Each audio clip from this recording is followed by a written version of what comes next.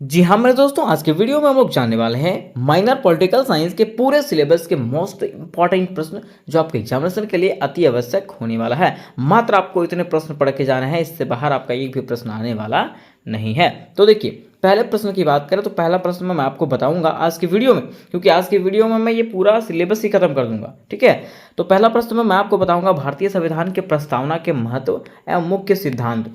दूसरा प्रश्न बताऊंगा मौलिक अधिकार किसको कहते हैं, है ना। और भारतीय संविधान में मौलिक अधिकार का वर्णन करें, इसके बारे में बताऊंगा। यही क्वेश्चन में मैं आपको बता दूंगा भारतीय संविधान में मौलिक कर्तव्य का वर्णन करें कि आखिर मौलिक कर्तव्य क्या होते हैं। ठीक, फिर तीसरे प्रश्न में मैं आपको बताऊंगा भारतीय राष्ट्रपति के संकटकालीन शक्तियों का विवेचना करें। चौथे प्रश्न में मैं आपको बताऊंगा भारत के प्रधानमंत्री की शक्तियों के कार्य का वर्णन करें, है ना। फिर पांचवा प्रश्न जो आपका है, राज्य सरकार में राज्यपाल की भूमिका का आलोचनात्मक परीक्षण करें और राज्य में मुख्यमंत्री की क्या भूमिका होती है। ठीक है, ये दोनों प्रश्नों को मैं एक ही वीडियो में करवा दूंगा। ठीक है, ये वीडियो आपको इस वीडियो में नहीं मिलेगा। ठीक है, मतलब ये क्वेश्चन आपको इस वीडियो में मिलेगा नहीं। उसके साथ साथ ये वीडियो भी जो है ना आपको इस वीडियो में नहीं मिलेगा। ठीक है, मीन्स ये क्वेश्चन इस वीडियो में नहीं मिलेगा आपका। उसके बाद आएगा भारतीय संविधान की प्रमुख विशेषताओं का वर्णन करें। मीन्स हम लोग ये क्वेश्चन आज जानने वाले हैं, ये क्वेश्चन जानेंगे, क्वेश्चन नंबर 3 जानेंगे, क्वेश्चन नंबर 2 दोनों जानेंगे। ठीक है, और क्वेश्चन नंबर 1 जानेंगे। ठीक है, तो चलिए सबसे पहले हम लोग समझते हैं क्वेश्चन नंबर 1 पहला कि भारतीय संविधान की प्रस्तावना के महत्व एवं मुख्य सिद्धांतों का वर्णन करें। दोस्तों, आज के वीडियो में हिस्ट्री के एक मोस्ट इंपॉर्टेंट क्वेश्चन को क्लियर करने वाले हैं, जो कि इस प्रकार से क्वेश्चन आपका पूछा दोस्तों, भारतीय संविधान की प्रमुख विशेषताओं का उल्लेख करें कि आखिर भारतीय संविधान क्या है और इसके क्या क्या प्रमुख विशेषताएं हैं। ठीक है, तो चलिए सबसे पहले हम लोग जानते हैं कि आखिर भारतीय संविधान की क्या क्या विशेषताएं हैं। लेकिन भारतीय संविधान के बारे में जानने से पहले हम लोग को यह जानना पड़ेगा ना कि आखिर संविधान किसको कहते हैं। अगर संविधान जानेंगे तब तो हम लोग भारतीय संविधान के बारे में जानेंगे ना। तो चलिए अगर बात करें संविधान के बारे में, तो देखिए दोस्तों, संविधान जो है ना एक ऐसा दस्तावेज होता है, संविधान एक ऐसा दस्तावेज होता है जो किसी देश के शासन व्यवस्था को चलाने के लिए जो है ना उसमें नियम और कानून लिखे होते हैं। मीन्स हम लोग कह सकते हैं कि संविधान जो है एक ऐसा लिखित दस्तावेज होता है जिसमें से कोई देश के शासन व्यवस्था को चलाने के लिए नियम या कानून बने हुए होते हैं, उसी को हम लोग क्या कहते हैं, संविधान कहते हैं। ठीक है, अब देखिए ये तो हम लोग शॉर्ट में जान गए कि संविधान किसको कहते हैं। ठीक है, लेकिन अब जो है जिस प्रकार से हम लोग आंसर लिखे हैं उस तरीके से हम लोग इसके अर्थ को जानने का प्रयास करते हैं। ठीक है, यहाँ बताया गया है संविधान का अर्थ, इसका मतलब है संविधान का परिभाषा, कि संविधान का परिभाषा क्या होता है। देखिए बताया गया है नियमों और कानूनों का ऐसा संग्रह, मतलब नियम और कानून का ऐसा संग्रह जिसके माध्यम से किसी देश के शासन व्यवस्था को सुचारू रूप से चलाया जा सके, उसे संविधान कहते हैं। मतलब नियमों और कानूनों का ऐसा संग्रह जिसके माध्यम से किसी भी देश के शासन व्यवस्था को हम बढ़िया से चला सकें, उसी को क्या कहते हैं, संविधान कहते हैं। अब देखिए बताया गया कि संविधान जो है 2 वर्ड से मिलकर के बना हुआ है। कौन कौन सा, सम और विधान। सम और विधान बताया गया मूल सिद्धांतों का एक समूह है जिसके द्वारा एक राज्य या अन्य संगठन शासित होता है। मतलब संविधान जो है एक मूल सिद्धांत का क्या समूह है जिसके द्वारा एक राज्य तथा अन्य संगठन का शासित होता है, मतलब उसका कानून व्यवस्था चलता है। बताया गया है इसमें जो है सम का मतलब क्या होता है, समान। सम का मतलब समान, एक जैसा। ठीक है, और आपका विधान का मतलब क्या होता है कि नियम और कानून, मतलब सबके लिए जो ना समान कानून रहेगा, उसी को क्या बोलते हैं, संविधान बोलते हैं। चाहे वो कोई भी देश हो और यहाँ देश के कोई भी लोग हो, सबके लिए एक कानून रहेगा, उसी को क्या बोलते हैं, संविधान बोलते हैं। देखिए बताया गया है कि इस प्रकार संविधान नियमों का एक संग्रह है जो सभी नागरिकों पर समान रूप से लागू होता है। बताया गया है कि इस प्रकार जो है संविधान जो है नियमों का एक ऐसा संग्रह होता है जो देश के सभी नागरिकों पर समान रूप से लागू होता है। इसमें ऐसा नहीं है कि अगर दूसरा व्यक्ति है तो उसके लिए अलग कानून रहेगा और आपके लिए अलग कानून रहेगा। सो अगर मान लीजिए कोई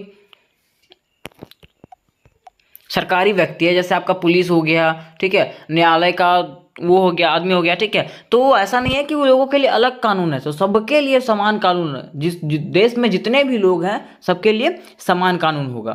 बताया गया कि किसी देश का शासन कैसा होगा, सरकार का चयन कैसा होगा, सत्ता का विवरण कैसा होगा, न्यायिक प्रक्रिया क्या होगी, नागरिकों को क्या अधिकार दिए जाएंगे और नागरिकों को और सरकार को क्या कर्तव्य होंगे देश के प्रति, इन सब बातों को ही संविधान कहते हैं। मतलब संविधान का मतलब क्या है कि देश का शासन कैसा होगा, देश का शासन व्यवस्था कैसे चलेगा, सरकार का चयन किस प्रकार से होगा, सत्ता का विवरण कैसे होगा, न्याय का प्रक्रिया क्या होगा, और उसके साथ साथ नागरिकों को क्या क्या अधिकार दिए जाएंगे और नागरिकों और सरकार का क्या क्या अधिकार होगा, क्या क्या कर्तव्य होगा, इसके बारे में जहाँ पे उल्लेख रहता है उसी को हम क्या कहते हैं, संविधान कहते हैं। ठीक है, ये तो आपका संविधान हो गया कि हम संविधान किसको कहते हैं। लेकिन अब हम लोग जानेंगे कि भारतीय संविधान क्या है, भारतीय संविधान क्या है, और उसके माध्यम से हम लोग जानेंगे कि इसका परिभाषा क्या होता है और भारतीय संविधान कब लागू हुआ था और इसका क्या क्या विशेषताएं थी।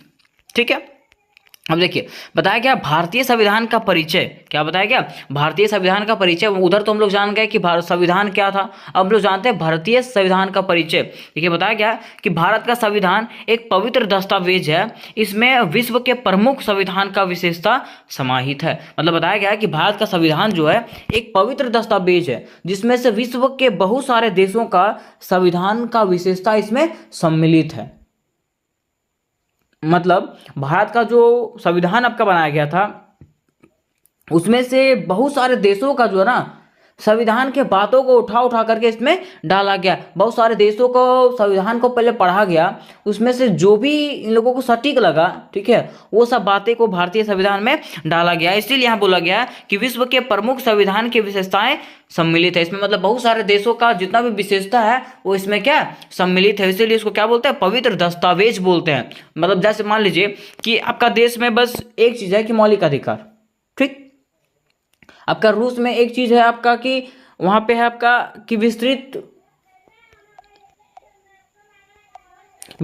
संविधान, कि वहां का संविधान क्या बहुत बड़ा है, ठीक है। लेकिन वो सब चीजों को मिला करके जो ना भारत का संविधान बनाया गया है, ठीक है, इसलिए बोला गया है कि उन सबके विशेषताओं को मिला करके भारत का संविधान को तैयार किया गया है। इसलिए ये क्या है, एक पवित्र दस्तावेज है, इसमें सारी विशेषताएं सम्मिलित है। ठीक है, अब देखिए आगे बताया गया इसको क्वेश्चन में पूछा गया था आपका कि विशेषताएं को बताएं, कि भारत का जो संविधान है उसके विशेषताओं को बताएं। तो देखिए लिखा हुआ भारत के संविधान की प्रमुख विशेषताएं निम्नलिखित है। मतलब भारत का संविधान का जो प्रमुख विशेषता है वो निम्नलिखित है, तो उसका क्या क्या विशेषता है उसके बारे में जानेंगे। ठीक है, तो देखिए उससे से आपका पहला जो विशेषता हो जाएगा कि सबसे लंबा लिखित संविधान। भारत का संविधान जो है विश्व का सबसे लंबा लिखित संविधान है, कि अपने हाथों से लिखा गया ये संविधान है। कौन सा, भारत का संविधान। इसको देखिए पॉइंट बाय पॉइंट करके आपको बताया गया, लिखा गया क्या कि भारतीय संविधान दुनिया के सभी लिखित संविधानों में से सबसे लंबा और पूर्ण संविधान है। मतलब बताया गया कि भारत का संविधान जो है दुनिया के सभी लिखित संविधानों में से सबसे लंबा और पूर्ण संविधान है। मतलब सबसे लंबा क्या ये संविधान माना गया है। ठीक है, प्रारंभ में अमेरिकी संविधान में 7 अनुच्छेद थे, ऑस्ट्रेलिया संविधान में 128 अनुच्छेद थे, कनाडाई संविधान में 147 अनुच्छेद थे और भारतीय संविधान में कितने थे, 395 अनुच्छेद थे, जिन्हें 22 भागों और 8 अनुसूचियों में विभाजित किया गया था, जो इसे सबसे लंबा बनाता। मतलब बताया गया कि अमेरिका में जो था मात्र 7 अनुच्छेद था, ऑस्ट्रेलिया का संविधान में 128 अनुच्छेद था। लेकिन अगर हम लोग भारत का बात करें तो भारत का संविधान में जो है 395 अनुच्छेद है, जो जिसको 22 भागों और 8 अनुसूचियों में भी बांटा गया है। ठीक है, और जो इसको क्या करता है, लंबा करता है, जो हमारे भारतीय संविधान को क्या करता है, लंबा करता है। बताया गया है कि संशोधन अधिनियमों के कारण संशोधन गतिविधियों के अनुसार कई और लेखे जोड़े मिटाए या बदले गए हैं। मतलब बताया गया कि संशोधन अधिनियम जो है इसमें भारतीय संविधान में, उसके अनुरूप जो है ना भारत के संविधान में बहुत सारे सुधार किए गए हैं, जिसके कारण अनुसूची घटते बढ़ते रहता है। इसमें से कोई संदेश नहीं है कि कुछ व्यवस्थाओं का रद्द होने के कारण बाद भी इसमें 444 अनुच्छेद और 12 अनुसूचियां हैं। इसमें बताया गया है कि भारत का चाहे कितना सुधार हुआ, ठीक है, लेकिन उसमें से टोटल आपका कितना है, 444 अनुच्छेद है तो है, ठीक है, और 12 अनुसूचियां है। इसमें तो हम लोग जान गए कि भारत के सबसे लंबा, मतलब ये जो था विश्व का सबसे लंबा क्या था, संविधान था। ठीक है, अब दूसरा पॉइंट हम लोग बनाएंगे कि एकल नागरिकता भारतीय संविधान का एक महत्वपूर्ण विशेषता क्या है कि यहाँ के लोगों को ना एकल नागरिकता प्राप्त है, कि सब लोग जो है ना एक हैं। जैसे मान लीजिए आप भारत में रहते हैं, ठीक है। अब भारत को छोड़ करके, भारत में है, भारत के राज्य में गुजरात में रहते हैं, ठीक है। आप वहाँ से छोड़ के महाराष्ट्र चल जाइएगा तो ऐसा नहीं है कि आपका नागरिकता खत्म हो जाएगा। सो आपका नागरिकता वहाँ पे है, वहाँ भी है, ठीक है। जैसे मान लीजिए आप भारत में हैं, ठीक है, भारत छोड़ करके आप कहीं और गए, जैसे आप सऊदी अरब चल गए, सऊदी अरब चल गए, ठीक है। तो वहाँ पे क्या हुआ कि अभी भी आपका नागरिकता वहाँ पे ख़त्म नहीं हुआ है, ठीक है। अगर 5 सालों तक आप वहाँ पे रुक जाते हैं तब आपका नागरिकता क्या हो जाएगा, ख़त्म हो जाएगा। प्रत्येक लोगों को एक ही नागरिकता यहाँ पे मौजूद है, एक ही नागरिकता यहाँ पे प्राप्त है। देखिए इसमें बताया गया है कि पॉइंट नंबर 1 में कि भारतीय संविधान के तहत सभी भारतीय लोगों को एक नागरिकता प्रदान की गई है।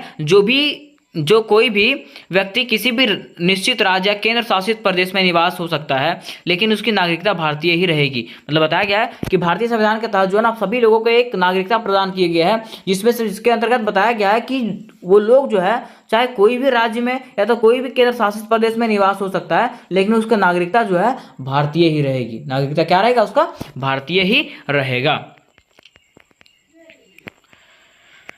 बताया गया है कि संविधान के अनुसार 26 जनवरी 1950 को भारत में निवास करने वाला और भारत में जन्मा प्रत्येक व्यक्ति भारत का निवासी है। मतलब बताया गया है कि संविधान के अनुसार 26 जनवरी 1950 के बाद भारत में निवास करने वाला, भारत में जो रह गया और भारत में उसके बाद जितना भी व्यक्ति जन्मा है, ठीक है, प्रत्येक व्यक्ति भारत का क्या निवासी है। और उसके दोनों अभिभावक भारत में पैदा हुए थे और कम से कम 5 साल तक वहाँ रहे थे, वे सभी निवासी समान अवसरों, लाभों और सुरक्षा का आनंद ले सकते हैं। और बताया गया कि उनके जो अभिभावक हैं, माता पिता, अगर 5 सालों तक यहाँ पर रहे हैं तो उनको भी क्या भारतीय नागरिकता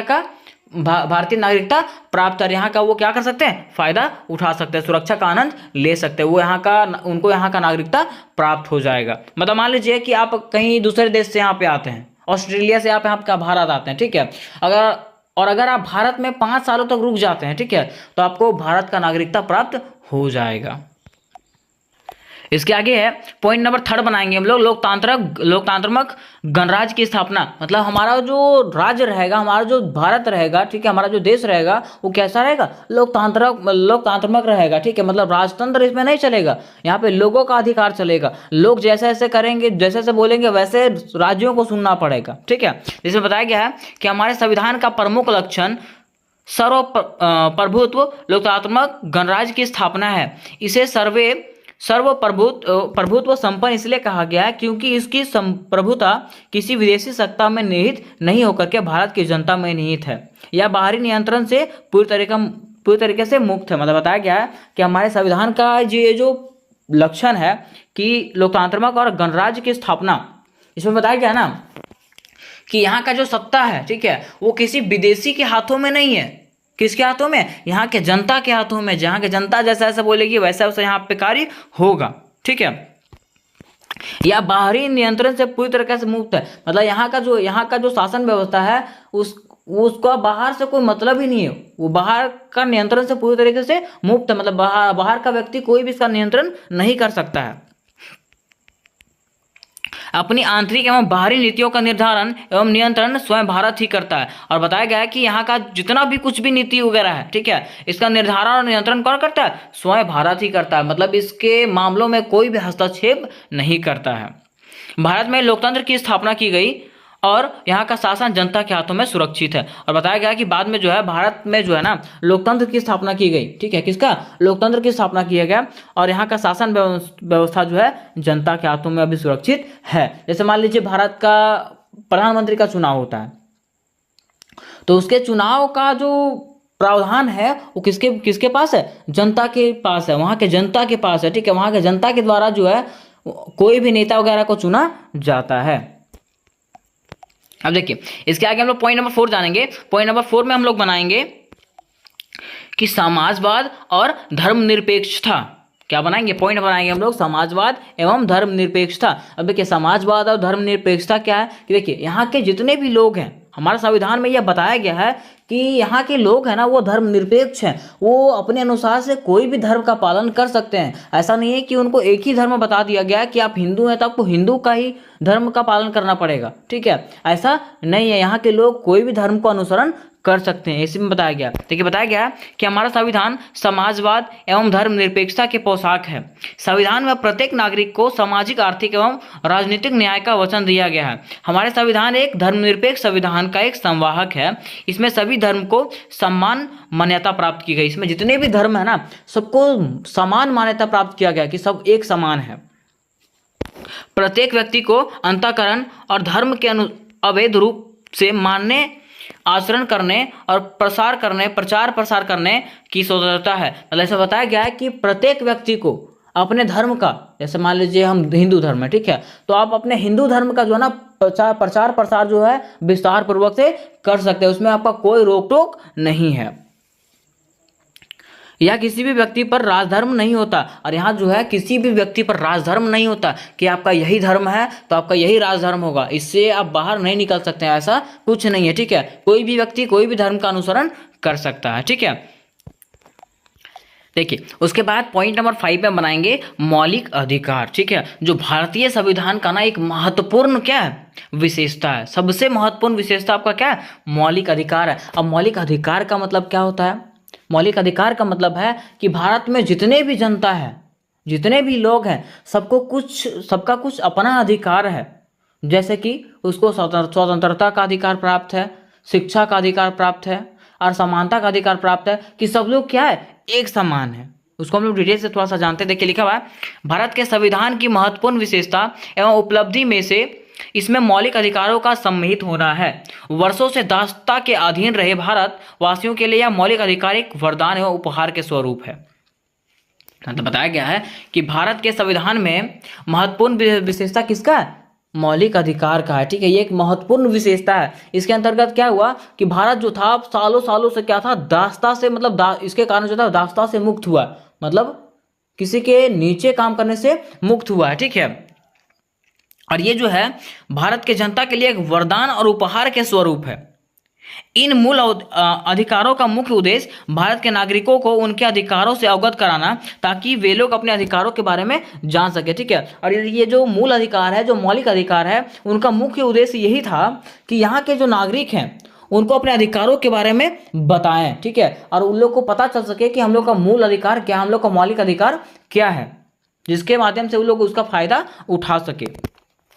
और बताया गया है कि संविधान के भाग 3 में नागरिकों को निम्नलिखित मूल अधिकार का उल्लेख किया गया। अब संविधान के भाग 3 में जो है ना इसका जो मौलिक अधिकार का उल्लेख किया गया, ठीक है, जिसके बारे में देखते हैं। यहाँ पे देखिए आपको बताया गया डायग्राम के अनुसार से कि अनुच्छेद 12 से 35 तक में मौलिक अधिकार है, ठीक है, जो किसमें, भाग 3 में है। किसमें, भाग 3 में। इसके अध्यक्ष कौन थे, सरदार वल्लभ भाई पटेल। कौन है, सरदार वल्लभ भाई पटेल। अब देखिए बोला जाएगा कि मौलिक अधिकार कहाँ से लिया गया, तो मौलिक अधिकार जो है कहाँ से लिया गया था, अमेरिका से लिया गया था। कहाँ से लिया गया, अमेरिका से। और इसका शुरुआत कहाँ से हुआ था, इंग्लैंड से हुआ था। कहाँ से हुआ था, इंग्लैंड से हुआ था, ठीक है। अब देखिए बोला गया था कि मौलिक अधिकार, तो मौलिक अधिकार थे कितने, मौलिक अधिकार आखिर थे कितने, तो मौलिक अधिकारों की संख्या शुरू में कितना था, 7 था, ठीक है। लेकिन इसमें से जो था एक अधिकार, जो संपत्ति का अधिकार था, उसको समाप्त कर दिया गया। क्या कर दिया गया, संपत्ति के अधिकार को समाप्त कर दिया गया। किसके अनुसार से, 44वां जो संशोधन हुआ था 1976 में, इसके अनुसार से जो था संपत्ति का अधिकार को समाप्त कर दिया गया, ठीक है। अभी आपका कितना अधिकार है, मौलिक अधिकारों की संख्या कितना है, 6 है। कौन सा है आपका, तो पहला आपका समता का अधिकार है, जो कि आपका अनुच्छेद 14 से 18 के बीच में है। फिर दूसरा है स्वतंत्रता का अधिकार, जो 19 से 22 के बीच में है। फिर तीसरा में आपका शोषण के विरुद्ध अधिकार, जो 23 से 24 के बीच में है। फिर 4 में आपका धार्मिक स्वतंत्रता का अधिकार, जो 25 से 28 के बीच में है, ठीक है। फिर 5 में आपका शिक्षा एवं संस्कृति का अधिकार, जो 29 से 30 के बीच में है। फिर आगे आपका 6 वाला जो है संवैधानिक उपचारों का अधिकार, जो क्या है 32 में है। किसमें, 32 में। अब देखिए यहाँ पे लिखा हुआ है समता का अधिकार, तो आखिर समता का अधिकार का मतलब क्या होता है, तो समता का अधिकार का मतलब होता है समानता का अधिकार, कि भारत में जितने भी जनता है सब क्या है, एक समान है, ठीक है, उसको समानता का अधिकार प्राप्त है। वो हर जगह पे समान है, चाहे वो कहीं पे चला जाए, वो किसी भी मतलब कोई भी व्यक्ति जो है उसको बेइज्जत नहीं कर सकता है, ठीक है, उसके साथ भेदभाव नहीं कर सकता है, वो हर व्यक्ति के साथ समान है, चाहे वो नीचे जाति का हो चाहे कोई भी जाति का हो, वो क्या है, एक समान है। फिर दूसरा आपको बताया गया स्वतंत्रता का अधिकार, मतलब प्रत्येक व्यक्ति क्या है, स्वतंत्र है, वो कोई भी मतलब अपने अनुसार से कोई भी धर्म को कुछ भी कर सकता है वो, ठीक है, उसको कोई रोक टोक नहीं है, ठीक है, वो अपना उसको मतलब वो स्वतंत्र है, वो जैसे चाहे अपनी जिंदगी का निर्वाह कर सकता है, ठीक है। फिर आगे लिखा हुआ शोषण के विरुद्ध अधिकार। शोषण के विरुद्ध अधिकार का मतलब है जैसे मान लीजिए इसमें चाइल्ड लेबर आता था कि बच्चों को जो है जबरदस्ती काम करवाया जाता था, शोषण किया जाता था, ठीक है। तो इसमें क्या है कि बच्चे जो है इसके विरुद्ध अपना मतलब अधिकार जो है बता सकते हैं, न्यायालय में जा सकते हैं और बता सकते हैं कि ये क्या कर रहा है, हमारे ऊपर शोषण कर रहा है, ठीक है। बच्चा अगर चाहेगा कि हम यहाँ पे काम कर रहे हैं तब वो काम करेगा, नहीं चाहेगा तो काम नहीं करेगा, ये इसका मौलिक अधिकार है। अगर उसका मौलिक अधिकार का हनन होता है तो वो क्या कर सकता है, इसके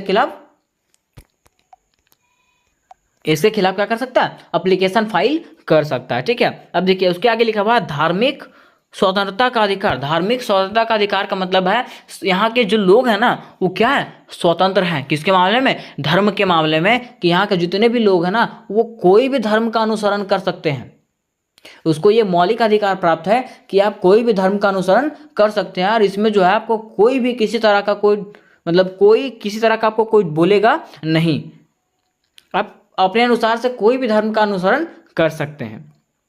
फिर आगे आपका कि शिक्षा एवं संस्कृति का अधिकार। अब देखिए शिक्षा एवं संस्कृति का अधिकार क्या है कि यहाँ के प्रत्येक जनता को जो है ना शिक्षा प्राप्त करने का अधिकार है, ठीक है। उसके साथ साथ यहाँ का संस्कृति को बनाए रखने का भी अधिकार है, ठीक है। अगर उसके संस्कृति का हनन होता है तो वो क्या कर सकता है, इसके खिलाफ कंप्लेन कर सकता है। अब उसके बाद लिखा हुआ है संवैधानिक उपचारों का अधिकार। संवैधानिक उपचारों का अधिकार मतलब संविधान में अगर कुछ कहीं त्रुटि होता है, ठीक है, तो उसके खिलाफ कंप्लेन कर सकता है कि हाँ यहाँ पे कुछ त्रुटि है, वहाँ पे क्या करना है, उसको सुधार करना चाहिए, ठीक है। ये आपका क्या हो गया, मौलिक अधिकार का विस्तृत वर्णन हो गया। अब हम लोग जानेंगे इसके पॉइंट नंबर 6 के बारे में, जो कि आपका क्या है, मूल कर्तव्य। क्या है, मूल कर्तव्य, जो हम लोग बनाएंगे पॉइंट नंबर 6 में कि मूल कर्तव्य लिखेंगे। अब हमारा मूल कर्तव्य क्या है, मूल कर्तव्य का मतलब है ना कि लोगों का कर्तव्य क्या होता है, भारत के जितने लोग हैं उसका कर्तव्य क्या है, तो उसका कर्तव्य देखिए यहाँ पे डिटेल से बताया गया आपका कि भारतीय संविधान के तहत भारत के प्रत्येक नागरिक का यह कर्तव्य होगा कि वह, देखिए बताया गया कि भारतीय संविधान के तहत भारत के प्रत्येक नागरिक को कुछ कर्तव्य होता है, और कर्तव्य क्या है, तो पहला कर्तव्य है उसका कि वो संविधान का पालन करे और उनके आदर्शों, संस्थाओं, राष्ट्रध्वज और राष्ट्रगान का आदर करे। मतलब बताया गया कि संविधान का वो मतलब प्रत्येक व्यक्ति को संविधान का पालन करना है, उसके साथ साथ उनके आदर्शों, संस्थाओं, राष्ट्रध्वज और राष्ट्रगान का क्या करना है, आदर करना है, ठीक है, अनादर नहीं करना है। उसके साथ पॉइंट नंबर 2 में बताया गया है कि स्वतंत्रता के लिए हमारे राष्ट्रीय आंदोलन को प्रेरित करने वाले ऊंचा देशों को हृदय में संजोए रखें और उसका पालन करें। मतलब बताया गया है कि स्वतंत्रता के लिए अगर देश में आज़ादी प्राप्त करना है तो उसके लिए क्या करना, आपको साथ में रहना पड़ेगा, चाहे कुछ भी क्यों ना हो जाए, आपको हमेशा साथ में रहना पड़ेगा, साथ देना पड़ेगा। फिर देखिए तीसरा में लिखा हुआ है भारत की प्रभुता, एकता एवं अखंडता की रक्षा करना। मतलब भारत को जो है एक करके रखना, मतलब भारत को टूटने देना नहीं है, ठीक है। फिर 4 में बताया गया कि देश की रक्षा करें और आह्वान किए जाने पर राष्ट्र की सेवा करें। मतलब बताया जा रहा है कि ऐसा नहीं है कि जो आर्मी रहता है उसी का कर्तव्य है कि देश का सेवा करना है, सो प्रत्येक व्यक्ति का यह कर्तव्य होता है कि हम देश के क्या करें, रक्षा करें, और अगर बुलाए जाने पर क्या करें, देश की सेवा करने के लिए हमेशा तैयार रहें, तत्पर रहें। फिर आगे बताया गया कि भारत के सभी लोगों में समरसता और समान भाईचारे की भावना का निर्माण करें, जो धर्म और भाषा के प्रदेश या वर्ग पर आधारित सभी भेदभावों से परे हो। ऐसी प्रथाओं का त्याग करें जो स्त्रियों के सम्मान के विरुद्ध हो। इसमें बताया गया कि भारत के सभी लोगों के बीच में क्या करना, समानता फैलाना, कि सब लोग क्या है, एक है। ऐसे उन लोगों के माइंड में अवधारणा डालना है कि सब लोग एक हैं, चाहे कोई भी धर्म के हो, कोई भी जाति के हो, ठीक है। उसके साथ साथ ऐसी प्रथाओं का त्याग करना है, ऐसे प्रथा का त्याग करना है जिसमें स्त्रियों का सम्मान ना किया जाए, ठीक है, ऐसे प्रथाओं को छोड़ देना है, ठीक है। फिर उसके साथ बताया गया है अगला पॉइंट में कि हमारी सामाजिक संस्कृति की गौरवशाली परंपरा का महत्व समझें और उसके संरक्षण करें। मतलब बताया गया है कि हमारा समाज का जो सांस्कृतिक है, ठीक है, उसको हमेशा बना करके रखना, हमें अपना सांस्कृतिक को तोड़ना नहीं और छोड़ना नहीं है, अब देखिए इसके आगे पॉइंट नंबर 7 में आपका मताधिकार, ठीक है, जो कि भारतीय संविधान का महत्वपूर्ण अंग है, ठीक है। पहला आपका क्या है, मताधिकार, ठीक है। मताधिकार का मतलब है वोट देने का अधिकार, ठीक है। तो बताया गया भारतीय संविधान के तहत इस बात को कहा गया है कि यहाँ की जनता मताधिकार के लिए मुक्त है। मतलब बताया गया भारतीय संविधान के तहत कहा गया है कि यहाँ की जितनी भी जनता है ना, वो वोटिंग के लिए क्या है, आज़ाद है, वो किसी को भी वोट दे सकती है और जनता द्वारा ही प्रतिनिधित्वों का निर्वाचन किया जाता है और जनता के द्वारा ही यहाँ के प्रतिनिधित्व का निर्वाचन चुना जाता है उन लोगों को। संविधान के अंतर्गत निर्वाचन का यह अधिकार ऐसे प्रत्येक व्यक्ति को प्रदान किया गया है जो वयस्क है, अर्थात जिसने 18 वर्ष की आयु पूर्ण कर ली है। मतलब बताया गया है कि वोट देने का अधिकार उन सभी लोगों को प्राप्त है जो 18 साल के ऊपर हो चुके हैं, ठीक है।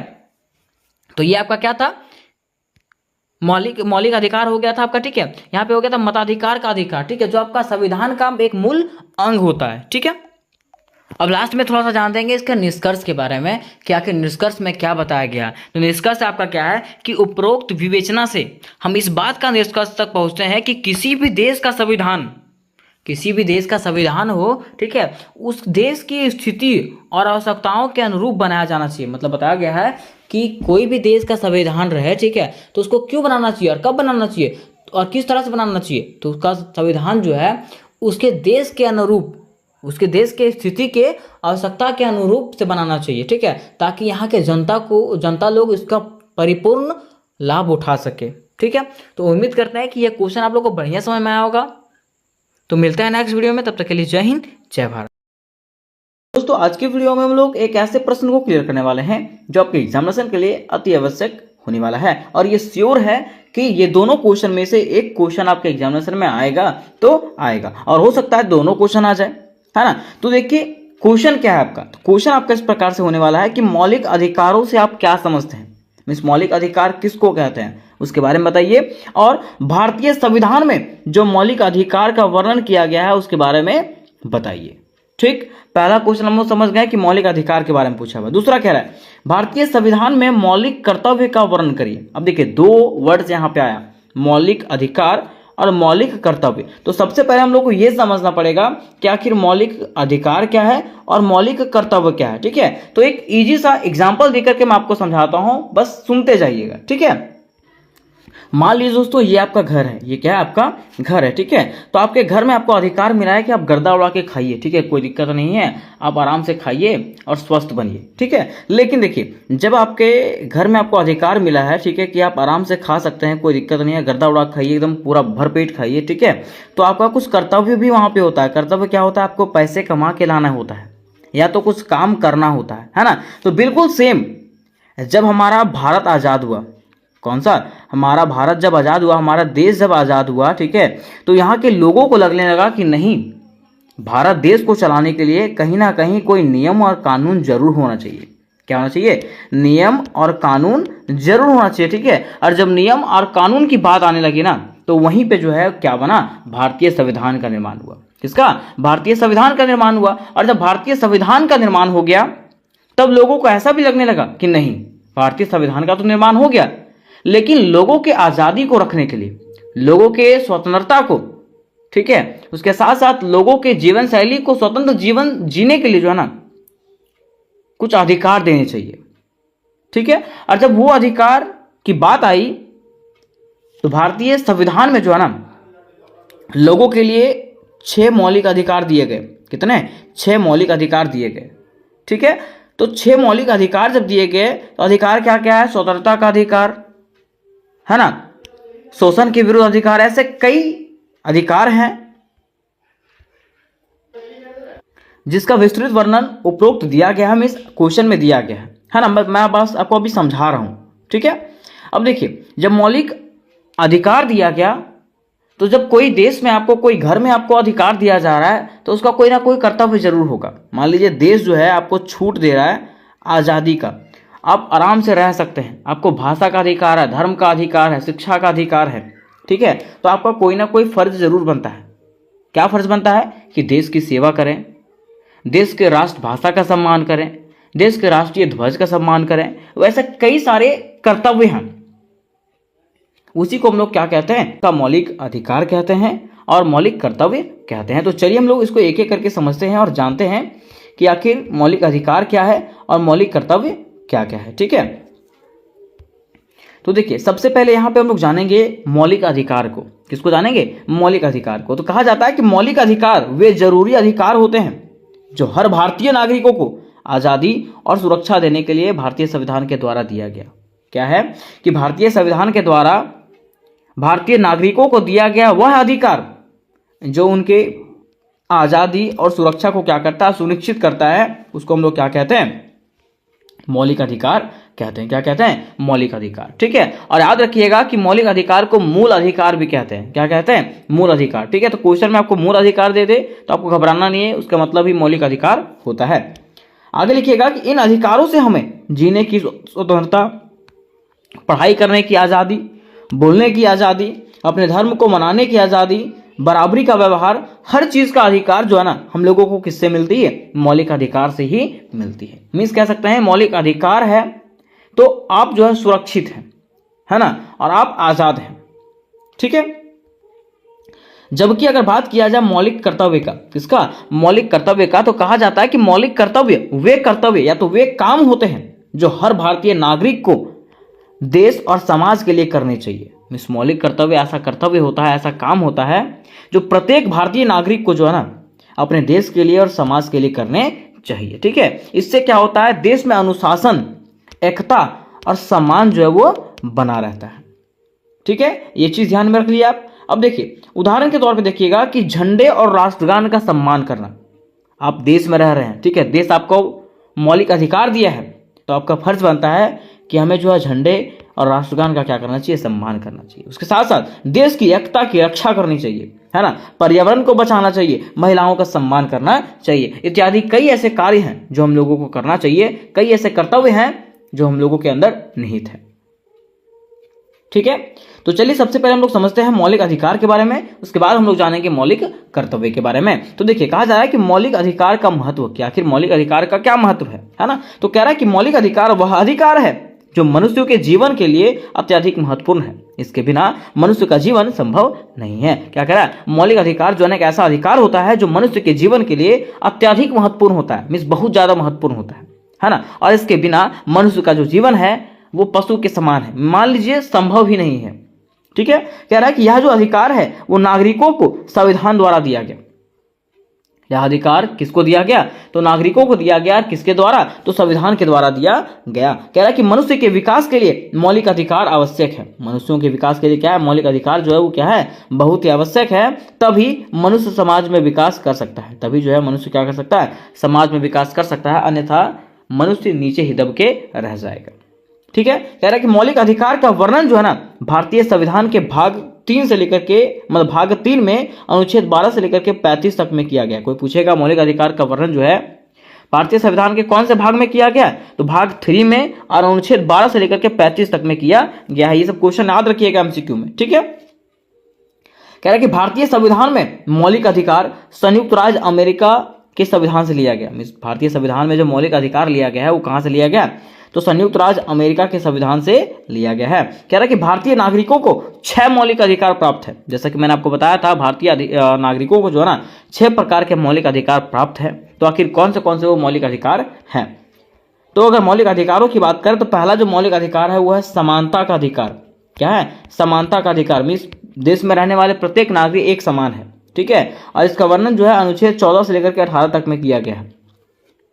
दूसरा स्वतंत्रता का अधिकार मीन्स आज़ादी का अधिकार। आप देश में हैं और आप आज़ाद हैं। ठीक है, ये जो है अनुच्छेद 19 से लेकर के 22 तक में जो है इसका वर्णन किया गया है। तीसरा कह रहा है शोषण के विरुद्ध अधिकार। मान लीजिए आपके ऊपर कोई शोषण करता है, कोई अत्याचार करता है ना, तो आपको क्या करना है? उसके लिए कंप्लेन फाइल करना है। ठीक है, यह अधिकार आपको अनुच्छेद 23 से लेकर के 24 में बताया गया है। फिर चौथा जो आपका है धर्म की स्वतंत्रता का अधिकार मीन्स धार्मिक स्वतंत्रता का अधिकार। ठीक है, ये जो है 25 से लेकर के 28 में वर्णित है। फिर पांचवा जो अधिकार है वो संस्कृति और शिक्षा संबंधी अधिकार। ठीक है, आप अपने संस्कृति को बचाने के लिए, शिक्षा संबंधी अधिकार को पाने के लिए जो है ना क्या कर सकते हैं? लड़ाई लड़ सकता है, ठीक है। और इसका वर्णन जो है 29 से लेकर के 30 अनुच्छेद में किया गया है। और लास्ट हमारा आता है संवैधानिक उपचारों का अधिकार, ठीक है। मीन्स संविधान का भी आप क्या ले सकते हैं, हेल्प ले सकते हैं, है ना। और ये जो है अनुच्छेद 32 में इसका वर्णन किया गया है। तो ये जो है हमारे 6 मौलिक अधिकार हैं। कितने? 6 मौलिक अधिकार हैं, जिसको हम लोग विस्तृत रूप से अभी एक एक करके समझेंगे। और जब एक एक करके समझेंगे ना, तब हम लोग को समझ में आएगा कि आखिर समानता का अधिकार क्या होता है, स्वतंत्रता का अधिकार क्या होता है, शोषण के विरुद्ध अधिकार क्या होता है, और जो भी अधिकार है वो क्या होता है। तो चलिए सबसे पहले हम लोग समझते हैं समानता के अधिकार। लेकिन उसके पहले यहाँ पे नोट में कुछ बताया गया है। क्या बताया गया है कि भारतीय नागरिकों को 7 मौलिक अधिकार प्राप्त था। भारतीय नागरिक को जो है ना पहले 7 मौलिक अधिकार प्राप्त था, जो कि बाद में जो है ना 44वें संविधान संशोधन द्वारा 1978 में जो है ना संपत्ति के अधिकार को जो है मौलिक अधिकार के सूची से हटा दिया गया, ठीक है। संपत्ति का अधिकार भी पहले मौलिक अधिकार था, लेकिन बाद में जो है संपत्ति का अधिकार को हटा दिया गया, है ना। और इस प्रकार से वर्तमान की बात करें तो वर्तमान में जो है ना मात्र 6 मौलिक अधिकार भारतीय नागरिकों को प्राप्त है, जिसमें से पहला हमारा है समानता का अधिकार। क्या है? समानता का अधिकार, जिसको इंग्लिश में कहते हैं राइट टू इक्वालिटी। क्या कहते हैं? राइट टू इक्वालिटी मीन्स एक जैसा अधिकार। कह रहा है कि भारतीय संविधान के 14वें अनुच्छेद से 18वें अनुच्छेद में समानता का अधिकार निहित है। इसके अनुसार राज्य के किसी भी नागरिक के साथ जाति, नस्ल, लिंग, जन्म स्थान, वर्ण आदि के आधार पर किसी भी प्रकार का भेदभाव नहीं किया जा सकता। भारतीय संविधान में सभी नागरिकों को कानून के समक्ष समानता का अधिकार प्रदान किया गया। हमें सीधा सीधा समझिएगा कि यह एक ऐसा अधिकार है जिसमें से कहा गया है कि अपने राज्य और अपने देश के नागरिकों के साथ आप जाति के आधार पे, नस्ल के आधार पे, लिंग के आधार पे, जन्म के आधार पे, वर्ण के आधार पे किसी प्रकार के भेदभाव नहीं कर सकते हैं। और अगर आप भेदभाव करते हुए पकड़े जाते हैं तो आपको कठोर से कठोर दंडित किया जाएगा, ठीक है। दूसरा अधिकार है स्वतंत्रता का अधिकार। क्या है? स्वतंत्रता का अधिकार, जिसको हम लोग कहते हैं राइट टू फ्रीडम, है ना। कह रहा है कि स्वतंत्रता का अधिकार को भारतीय संविधान के 19वें अनुच्छेद से 22वें अनुच्छेद में वर्णित किया गया है ना।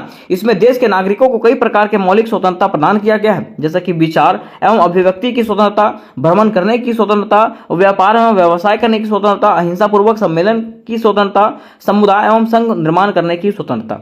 मिस क्या कह रहा है कि हमारा जो अधिकार है, कौन सा?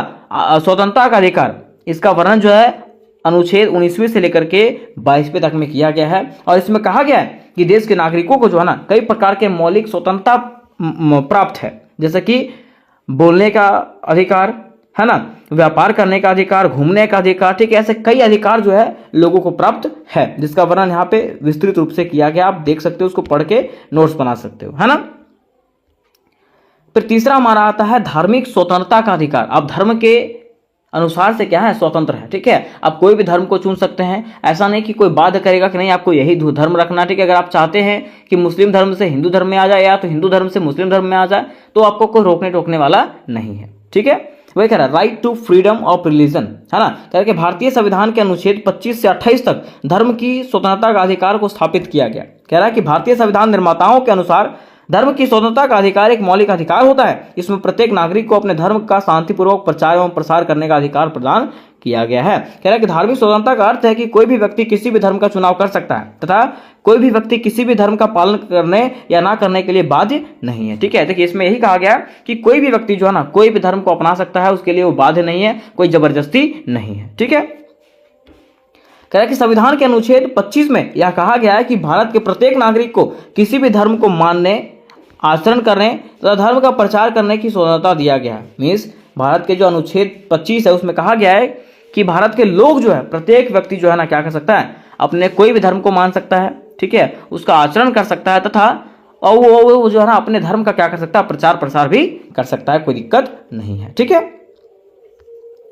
फिर देखिए इसका चौथा जो अधिकार है वो है शोषण के विरुद्ध अधिकार। क्या है? शोषण के विरुद्ध अधिकार। मान लीजिए कोई होटल में कोई बच्चा को काम करवा रहा है जबरदस्ती, ठीक है ना, पैसा दे रहा ना कौड़ी, और बीच बाजार में दौड़ा दौड़ी करवा रहा है। मीन्स समझिएगा कि इसको जबरदस्ती काम करवा रहा है ना। तो जबरदस्ती अगर काम करवा रहा है, आपके ऊपर अगर शोषण किया जा रहा है, तो आप जो है क्या कर सकते हैं? कंप्लेन कर सकते हैं। वही कह रहा है कि शोषण के विरुद्ध अधिकार को भारतीय संविधान के 23वें से 24वें अनुच्छेद तक में वर्णित किया गया है। इसमें मुख्य रूप से समाज के कमजोर वर्गों की रक्षा हेतु ये प्रावधान लाया गया था। कह रहा है कि शोषण के विरुद्ध मौलिक अधिकार देश में निम्न वर्ग के नागरिकों की रक्षा करते हैं। ये क्या करता है? देश में जो निम्न वर्ग के जो लोग हैं उसकी रक्षा करता है। कह रहा एवं उसे सुरक्षा भी प्रदान करता है। कह रहा भारतीय संविधान के अनुच्छेद 24 में यह कहा गया कि 14 वर्ष से कम उम्र की वाले बच्चों को कारखानों में कार्य नहीं करवा सकते हैं। ठीक है, ये 14 वर्ष से कम उम्र के जो बच्चे हैं उसको आप कारखाने में नहीं रख सकते हैं। ठीक है, ये कहाँ कहा गया है? तो संविधान में कहा गया है। ठीक, पांचवा जो अधिकार है वह है आपका संवैधानिक उपचारों का अधिकार।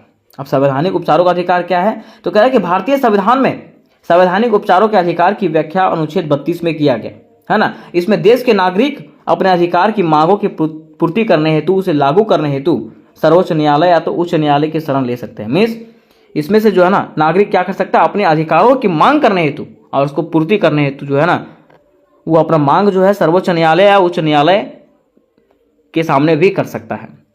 ठीक है, तो ये हमारा पांचवा अधिकार था। फिर छठा जो अधिकार है वह संस्कृति एवं शिक्षा संबंधी अधिकार। मीन्स आप अपने संस्कृति को बचाने के लिए क्या है? स्वतंत्र है। ठीक है, कह रहा है कि भारतीय संविधान में संस्कृति एवं शिक्षा संबंधी अधिकारों को अनुच्छेद 29 से 30 तक व्यवस्थित किया गया है। इसमें मुख्य रूप से देश के सभी नागरिकों को एक समान संस्कृति एवं शिक्षा का अधिकार प्रदान किया गया। इसमें कहा गया कि देश के जितने भी नागरिक हैं सभी को जो है ना एक समान शिक्षा और संस्कृति प्रदान किया जाएगा। कह रहा है कि संस्कृति एवं शिक्षा के अधिकार में प्रत्येक नागरिकों को अपने भाषा, लिपि, संस्कृति को सुरक्षित करने का अधिकार दिया गया। इसमें कहा गया कि प्रत्येक नागरिक जो है ना क्या कर सकते हैं? अपनी भाषा का, अपनी लिपि का और अपनी संस्कृति का क्या कर सकते हैं? सुरक्षित कर सकते हैं उसको, है ना। कह रहा है इसके अलावा संस्कृति एवं शिक्षा के अधिकार में राज्य द्वारा संचालित मान्यता प्राप्त एवं सहायता प्राप्त शिक्षण संस्थाएं बिना किसी भेदभाव के सभी वर्गों के समान रूप से शिक्षा का अवसर प्रदान कर सकते हैं। ठीक है, देखिए इसमें यह भी कहा गया कि मान लीजिए कोई भी शिक्षण संस्थान है जहां पे ट्यूशन वगैरह पढ़ाया जाता है, स्कूल वगैरह पढ़ाया जाता है, ठीक है, या तो कुछ भी पढ़ाया जाता है, वहां पे बिना किसी भेदभाव के लोगों को जो है समान शिक्षा दिया जाएगा। ऐसा नहीं कि ये ऊंचे जाति का है जिसको बढ़िया शिक्षा दिया जाएगा, ये नीचे जाति का है इसको कम शिक्षा दिया जाएगा, ऐसा नहीं है। सारे लोगों को जो है एक समान शिक्षा दिया जाना चाहिए। ठीक है, ये छठे मौलिक अधिकार में बताया गया। ठीक, तो यहां तक हम लोगों ने मौलिक अधिकार को खत्म किया। अब बारी आती है मौलिक कर्तव्य का। किसका? मौलिक कर्तव्य का। ठीक है, तो यहां पे कह रहा है कि मौलिक कर्तव्य की अगर बात करें तो संविधान के भाग 4A में 11 मौलिक कर्तव्य का उल्लेख है। कहां पे? संविधान के भाग 4A में जो है ना 11 प्रकार के मौलिक कर्तव्यों का उल्लेख है। ये जो है 1976 में 42वें संशोधन के तहत जोड़े गए थे, है ना। तो चलिए हम लोग जानते हैं कि आखिर वे कौन से मौलिक कर्तव्य हैं, उसकी सूची यहाँ पे दिया गया है। तो पहला जो मौलिक कर्तव्य है वो है राष्ट्र के संविधान का पालन करना। पहला जो हमारा कर्तव्य होता है वो क्या है? राष्ट्र के संविधान का पालन करना। जो राष्ट्र में संविधान बना दिया गया उसका पालन करना। ठीक है, उसके आदर्शों, संस्थाओं, राष्ट्रध्वज और राष्ट्रगान का सम्मान करना। ठीक है, उसका जो आदर्श है, उसका जो संस्था है, उसका जो राष्ट्रीय ध्वज है और राष्ट्रगान जो है उसका क्या करना चाहिए? सम्मान करना चाहिए। ये हमारा पहला कर्तव्य है। दूसरा कह रहा है स्वतंत्रता संग्राम के महान आदर्शों को बनाए रखना। ठीक है, हमारा आजादी का जो दौर था उसके महान व्यक्तियों को जाना, उनके आदर्शों को बनाए रखना है। ठीक है, मीन्स उनके महत्व को बनाए रखना है। ठीक, तीसरा कह रहा है कि भारत की संप्रभुता, एकता और अखंडता की रक्षा करना और उसे अक्षुण्ण बनाए रखना। ठीक है, मीन्स कह रहा है कि भारत का जो संप्रभुता है, एकता जो है, अखंडता जो, उसको क्या करना? एक करके रखना। ठीक है, उसको टूटने नहीं देना। चौथा कह रहा है कि देश की रक्षा करना और आवश्यकता पड़ने पर राष्ट्र के लिए सेवा करना। ठीक है, क्या कहा गया चौथा में? कि देश की रक्षा करना है और आवश्यकता पड़ने पे जो है ना आपको राष्ट्र के लिए सेवा भी करना है। ठीक, पांचवा कह रहा है कि भारत के सभी लोगों में सामंजस्य और समान भाईचारे की भावना का विकास करना। ठीक है, पांचवा जो कर्तव्य है वो कह रहा है कि भारत के जितने भी लोग हैं सभी के बीच में सामंजस्य बना के रखना और समान भाईचारे के साथ में जो है ना क्या करना? विकास करना। फिर छठा इसका कर्तव्य है महिलाओं के प्रति सम्मान और उसकी गरिमा की रक्षा करना। ठीक है, मतलब महिलाओं का सम्मान करना और उनकी जो गरिमा है, ठीक है, उसकी क्या करना? रक्षा करना। ठीक, सातवां इसका कर्तव्य है प्राकृतिक पर्यावरण की रक्षा करना, जैसे जंगल, झील, नदी, वन्य जीव, है ना। इस प्राकृतिक पर्यावरण का क्या करना? रक्षा करना। आठवां है वैज्ञानिक सोच, मानवता और ज्ञान की भावना को बढ़ावा देना। ठीक, फिर नौवां है सार्वजनिक संपत्ति की रक्षा करना और हिंसा से दूर रहना। ठीक है, मैं सार्वजनिक संपत्ति जो पूरा सबका संपत्ति है, ठीक है, उसका रक्षा करना, है ना, और हिंसा से दूर रहना, लड़ाई झगड़ा करना नहीं है। फिर 10वां है व्यक्तिगत और सामूहिक गतिविधियों की उत्कृष्टता की भावना को विकसित करना। ठीक है, मैं समूह में जो भावना आती है उसको क्या करना? बढ़ाना। ठीक, फिर 11वां में जो है कहा गया कि 6 से 14 वर्ष के बच्चों को शिक्षा देना। ठीक है, मीन्स 14वां कर्तव्य हमारा कि 6 से 14 वर्ष के बच्चों को क्या करना है, शिक्षा देना है। और यह जो है 2002 में 86वें संशोधन के द्वारा जोड़ा गया था। तो ये जो है हमारे 11 मौलिक कर्तव्य थे। अब बारी आती है इसके निष्कर्ष का। तो निष्कर्ष में दोस्तों इस प्रकार से लिखेंगे कि मौलिक कर्तव्य हमें संरक्षण और स्वतंत्रता देते हैं, जबकि मौलिक कर्तव्य की अगर मतलब कह रहा है कि मौलिक अधिकार जो है ना हमें संरक्षण देता है और स्वतंत्रता देता है, आज़ादी देता है। लेकिन अगर बात करते हैं मौलिक कर्तव्य का, तो ये जो है ना हमें नैतिक जिम्मेदारियां और अनुशासन का बोध कराता है। ठीक है, कि जिस देश में आप रह रहे हैं उस देश का आपको सम्मान करना है, उस देश के लिए आपको कार्य भी करना है। कह रहा है कि एक अच्छे नागरिक के रूप में दोनों का पालन करना हमारा क्या है, कर्तव्य होता है। तो उम्मीद करते हैं मेरे दोस्त कि ये प्रश्न आपको समझ में आया होगा।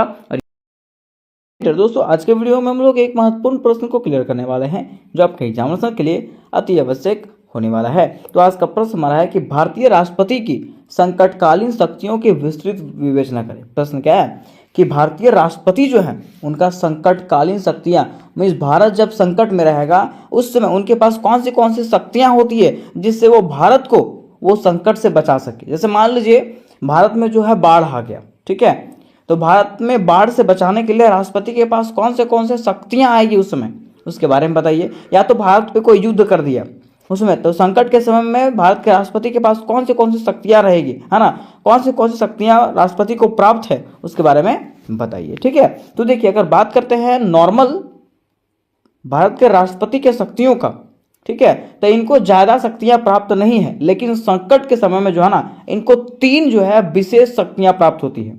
तो आखिर 3 कौन सी विशेष शक्तियां प्राप्त होती है उसके बारे में हम लोग विस्तार पूर्वक से आगे जाएंगे, है ना। तो अगर ये क्वेश्चन आएगा तो सबसे पहले आपको लिखना है भूमिका। क्या लिखना है, भूमिका। और लिखना इस प्रकार से है कि भारतीय संविधान में राष्ट्रपति को एक विशेष परिस्थितियों में कुछ विशेष शक्तियां दिया है। भारतीय संविधान ने क्या किया, राष्ट्रपति को जो है ना विशेष परिस्थितियों में संकट काल के समय में जो है ना उसको कुछ विशेष शक्तियां दिया गया है जिन्हें संकटकालीन शक्तियां कहा जाता है। क्या कहा जाता है, संकटकालीन शक्तियां, मीन्स इमरजेंसी पावर कहा जाता है। मैं सीधा समझिएगा कि भारत जब संकट में रहता है उस समय भारतीय संविधान के द्वारा भारत के राष्ट्रपति को क्या दिया गया है, कुछ अधिकार दिया गया है, कुछ शक्तियां दिया गया है ताकि उस शक्तियों का उपयोग जो है अब संकट के समय कर सके। वही शक्तियों को जो है संकटकालीन शक्तियां कहा जाता है, जिसको अंग्रेजी में इमरजेंसी पावर भी कहते हैं, है ना। आगे कह रहा है कि ये जो शक्तियां हैं तब लागू होती है जब देश पर कोई गंभीर संकट आ जाए जिससे देश की सुरक्षा, शासन या संविधान को खतरा हो। कह रहा है ना कि ये शक्तियां जो है वो तभी लागू किया जाता है, मीन्स ये शक्तियां राष्ट्रपति तभी यूज करता है जब हमारे देश पे, जब भारत पे या तो कोई देश पे जो है कोई गंभीर संकट आ जाता है ना, जिससे उस देश की सुरक्षा, शासन और संविधान खतरे में आ जाता है ना, तब राष्ट्रपति क्या करता है, इसका उपयोग करता है। आगे लिखा मेरे दोस्त कि भारतीय संविधान में राष्ट्रपति को समान समय में सीमित शक्तियां प्राप्त है, लेकिन आपातकाल के समय में जो है ना उनकी शक्तियां बहुत बढ़ जाती है। क्या कह रहा है कि भारतीय संविधान के द्वारा, अगर भारतीय संविधान में बात करें तो राष्ट्रपति को जो है ना सामान्य समय में, मीन्स अगर तो कोई दिक्कत नहीं है तो उस समय उनको सीमित शक्तियां प्राप्त है, लेकिन जब आपातकाल का समय आता है, मीन्स कोई घटना का समय आता है, कोई संकट का समय आता है, तो उनकी शक्तियां जो है ना बहुत अधिक बढ़ जाती है। किनकी शक्तियां, राष्ट्रपति की शक्तियां। कह रहा है कि ऐसी स्थिति में राष्ट्रपति को संविधान द्वारा विशेष अधिकार दिए जाते हैं। ऐसा स्थिति में क्या होता है, तो संविधान के द्वारा जो है राष्ट्रपति को क्या दिया जाता है, एक विशेष अधिकार दिया जाता है जिन्हें संकटकालीन शक्तियां कहते हैं। कह रहे ये शक्तियां संविधान के भाग 18 अनुच्छेद 352 से लेकर के 360 तक में वर्णित है। कोई पूछेगा कि संकटकालीन शक्तियां जो राष्ट्रपति को प्राप्त है उसका वर्णन संविधान के किस भाग में किया गया है, तो संविधान के 18वें भाग में किया गया है और अनुच्छेद 352 से लेकर के 360 तक में किया गया है। तो इस प्रकार से आपको उपरोक्त में लिख देना है। अब देखिए यहाँ पे हमारा क्वेश्चन उठता है कि भारत में 3 प्रकार के आपातकालीन होते हैं। ठीक है, मैं आपातकाल जो लगता है वो कितने प्रकार का होता है, तो आपातकाल जो लगाया जाता है राष्ट्रपति के द्वारा वो 3 प्रकार का होता है। कौन सा, राष्ट्रीय आपातकाल, राष्ट्रपति शासन और तीसरा वित्तीय आपातकाल। ठीक है, ये तीन शक्तियां प्राप्त है किसको? राष्ट्रपति को। ठीक है, पहला कौन सा है? राष्ट्रीय आपातकाल, याद रखिएगा ये अनुच्छेद 352 में है। फिर राष्ट्रीय शासन ये अनुच्छेद 356 में है, और वित्तीय आपातकाल जो है 360 में है। ये चीज याद रखिएगा। ठीक है, अब थोड़ा सा हम लोग जानते हैं कि आखिर राष्ट्रीय आपातकाल क्या है, क्योंकि यहाँ पे क्वेश्चन में पूछा था कि इनको कौन सी संकटकालीन शक्तियां प्राप्त है, उसके बारे में बताइए। तो यही 3 संकटकालीन शक्तियां उनको प्राप्त है कि वो क्या कर सकता है? राष्ट्रीय आपातकाल लागू कर सकते हैं, राष्ट्रीय शासन राष्ट्रपति शासन लागू कर सकते हैं, और वित्तीय आपातकाल लागू कर सकते हैं, है ना। तो आखिर ये क्या क्या चीजें हैं इसके बारे में हम लोग जानेंगे। तो पहला हमारा आता है राष्ट्रीय आपातकाल। क्या आता है? राष्ट्रीय आपातकाल मीन्स कहा जाता है कि जब देश की सुरक्षा को युद्ध, बाहरी आक्रमण या सशस्त्र विद्रोह का खतरा हो तो राष्ट्रपति जो है ना राष्ट्रीय आपातकाल घोषित कर सकता है। क्या कह रहा है कि जब अगर देश को जो है ना, देश की सुरक्षा को युद्ध से, बाहरी आक्रमण से या तो सशस्त्र विद्रोह मतलब समझते हैं, हाँ मतलब देश के अंदर में ही विद्रोह से खतरा होता है ना, तब राष्ट्रपति क्या करता है? राष्ट्रीय आपातकाल घोषित कर देता है ना, ताकि ये मामला और ज्यादा ना बढ़े। आगे कह रहा है, अथवा कह सकते हैं कि यदि भारत पर युद्ध, बाहरी आक्रमण या तो आंतरिक विद्रोह का खतरा होता है तो राष्ट्रपति जो है राष्ट्रीय आपातकाल घोषित कर सकता है। ठीक है, क्या कह रहा है कि यदि भारत पर कोई युद्ध करता है, ठीक है, मीन्स हमला करता है, कोई बाहरी आक्रमण करता है, या तो अंदर में कुछ विद्रोह होता है, मीन्स भारत के अंदर में कोई विद्रोह होता है, ठीक है, तब राष्ट्रपति जो है क्या कर सकता है? राष्ट्रीय आपातकाल लागू कर सकता है, घोषित कर सकता है ना। तो ये तो हो गया हमारा राष्ट्रीय आपातकाल। ठीक है, अब देखिए इसका मुख्य बिंदु क्या क्या है। कह रहा है कि मुख्य बिंदु की बात करें, कह रहा प्रधानमंत्री की सलाह पर राष्ट्रपति यह घोषणा कर सकता है। मीन्स प्रधानमंत्री की सलाह से जो है ना राष्ट्रपति जो है ये घोषणा कर सकता है, अन्यथा ये करेगा नहीं। दूसरा कह रहा है संसद की सहमति जरूरी होती है 1 महीने के अंदर। 1 महीने के अंदर अगर संसद की सहमति मिल गई, इसका मतलब ये आपातकाल घोषित कर सकते हैं। तीसरा कह रहा है केंद्र सरकार को राज्यों पर पूर्ण नियंत्रण मिल जाता है। इसके द्वारा क्या होता है? तो केंद्र सरकार को मीन्स राष्ट्रपति को जो है ना राज्यों पर जो है वहां के राज्यों पर पूरा नियंत्रण उनको मिल जाता है। आगे कह रहा है कि मौलिक अधिकार को सीमित किया जा सकता है। ठीक है, उसके साथ साथ मान लीजिए अगर ये आपातकाल लागू किया जाएगा तो इसमें से जो है ना लोगों के मौलिक अधिकार को भी क्या किया जाएगा? सीमित कर दिया जाएगा, मीन्स कम कर दिया जाएगा। आगे क्या है कि पूरे देश या कोई विशेष क्षेत्र प्रभावित हो सकता है। इससे जो है ना या तो पूरा देश में राष्ट्रपति शासन लागू हो सकता है, या तो आपातकाल लागू हो सकता है, या तो फिर कोई विशेष क्षेत्र में, जैसे कोई विशेष राज्य हो गया, झारखंड हो गया, बिहार हो गया, विशेष राज्य में भी ये हो सकता है। ठीक है, आगे कह रहा है कि इसके अंतर्गत कुछ मूल अधिकारों पर प्रतिबंध लगाया जा सकता है। मान लीजिए अगर वहां पे राष्ट्रीय आपातकाल लगेगा, है ना, तो राष्ट्रीय आपातकाल के दौरान जो है ना हमारे जो मूल अधिकार हैं, मौलिक अधिकार हैं, उस पर भी प्रतिबंध लगाया जा सकता है। विशेष करके अनुच्छेद 19 पर, जिसमें से हम लोग को स्वतंत्रता का अधिकार मिला है, उस पर जो है रोक लगाया जा सकता है। कह रहा है कि राष्ट्रीय आपातकाल के दौरान केंद्र का नियंत्रण पूरे देश या तो किसी विशेष राज्य पर हो सकता है। क्या कह रहा है कि राष्ट्रीय आपातकाल जब लगता है ना तो उस दौरान केंद्र सरकार का जो नियंत्रण है या तो फिर पूरे देश पे हो जाएगा, या तो फिर कोई विशेष राज्य पर होता है, कोई विशेष क्षेत्र पर होता है। ठीक है, तो इस प्रकार से हम लोग स्टार्टिंग में लिख देंगे। अब दूसरा हमारा आता है राष्ट्रपति शासन। क्या आता है? राष्ट्रपति शासन, जिसका वर्णन अनुच्छेद 356 में किया गया है। अब आखिर राष्ट्रपति शासन का मतलब क्या होता है? तो कह रहा है कि जब किसी राज्य में संविधान के अनुसार शासन नहीं चल पा रहा हो तो वहां राष्ट्रपति शासन लागू हो जाता है। क्या कह रहा है कि मान लीजिए अगर कोई राज्य है, अगर कोई राज्य में जो है ना संविधान के अनुसार से शासन नहीं चल रहा है ना, तो वहां पे जो है वहां के शासक को हटा करके राष्ट्रपति शासन लागू कर दिया जाता है। ठीक है, कह रहा राज्यपाल की रिपोर्ट या किसी अन्य जानकारी के आधार पर राष्ट्रपति यह निर्णय लेते हैं। ठीक है, राष्ट्रपति यह निर्णय कब लेता है? तो राज्यपाल की रिपोर्ट पर या तो अन्य जानकारियों के आधार पर जो है ना राष्ट्रपति यह निर्णय लेता है। दूसरा कह रहा है कि राष्ट्रपति उस राज्य के विधानसभा को भंग या निलंबित कर सकता है। ठीक है, राष्ट्रपति क्या कर सकता है? तो वहां का जो विधानसभा है, उस राज्य का जो विधानसभा है, ठीक है, उसको क्या कर सकता है? तोड़ सकता है, हटा सकता है। ठीक है, फिर तीसरा कह रहा है राज्य की कार्यपालिका शक्तियां राष्ट्रपति के नाम पर राज्यपाल द्वारा चलाई जाती है। क्या कह रहा है? राज्य की जो कार्यपालिका है ना, और कार्यपालिका की जो शक्तियां हैं वो राष्ट्रपति के नाम पर जो है ना राज्यपाल द्वारा चलाया जाता है। ठीक है, इस वहाँ का जो काम है वो राज्यपाल करता है, जबकि नाम जो है वो किसका होता है, राष्ट्रपति का होता है। आगे कह रहा है कि यह जो व्यवस्था है वो शुरू में 6 महीने के लिए होती है और अधिकतम 3 साल तक बढ़ाई जा सकती है। ठीक है, मीन्स यह जो आपातकाल है ना वो शुरू में तो 6 महीना के लिए होता है। ठीक है, लेकिन इसको अधिकतम जो है 3 साल तक बढ़ाया जा सकता है। तो यहाँ तक हम लोगों ने ये भी समझ गया कि राष्ट्रीय आपातकाल क्या है। ठीक है, अर्थात राष्ट्रपति शासन क्या है। ठीक है, अब तीसरा इसका जो पावर इनको मिला है वो है वित्तीय आपातकाल। क्या है, वित्तीय आपातकाल, जिसका वर्णन अनुच्छेद 360 में किया गया है। कह रहा है कि वित्तीय आपातकाल का मतलब क्या होता है, यदि भारत की वित्तीय स्थिति खराब हो जाती है तो राष्ट्रपति जो है वित्तीय आपातकाल घोषित कर सकता है। क्या कह रहा है कि राष्ट्र अगर हमारा भारत जो है वहाँ पे अगर वित्तीय स्थिति खराब हो जाती है, ठीक है, तो भारतीय सरकार जो है मीन्स राष्ट्रपति जो है वो क्या कर सकता है, वित्तीय आपातकाल घोषित कर सकता है ना। कह रहा है इसके तहत केंद्र सरकार राज्यों की वित्तीय शक्तियों को नियंत्रित कर सकती है। क्या कह रहा है, इसके तहत केंद्र सरकार जो है ना राज्यों की वित्तीय शक्तियों को क्या कर सकता है, नियंत्रित कर सकता है। फिर दूसरा हमारा कह रहा है कि सरकारी कर्मचारियों के वेतन में कटौती किया जा सकता है। ठीक है, मान लीजिए अगर वित्तीय आपातकाल लागू होता है, ठीक है, तो वित्तीय आपातकाल के दौरान जो है सरकारी कर्मचारी जो हैं उनके वेतन में भी कटौती किया जा सकता है ना। फिर कह रहा है कि संसद को यह अधिकार मिल जाता है कि वह राज्यों के खर्चों को नियंत्रित कर सके। अब देखिए होता क्या है कि वहाँ का जो संसद है उसको यह अधिकार मिलता है कि आप क्या करिए, राज्यों के खर्चों का नियंत्रण करिए।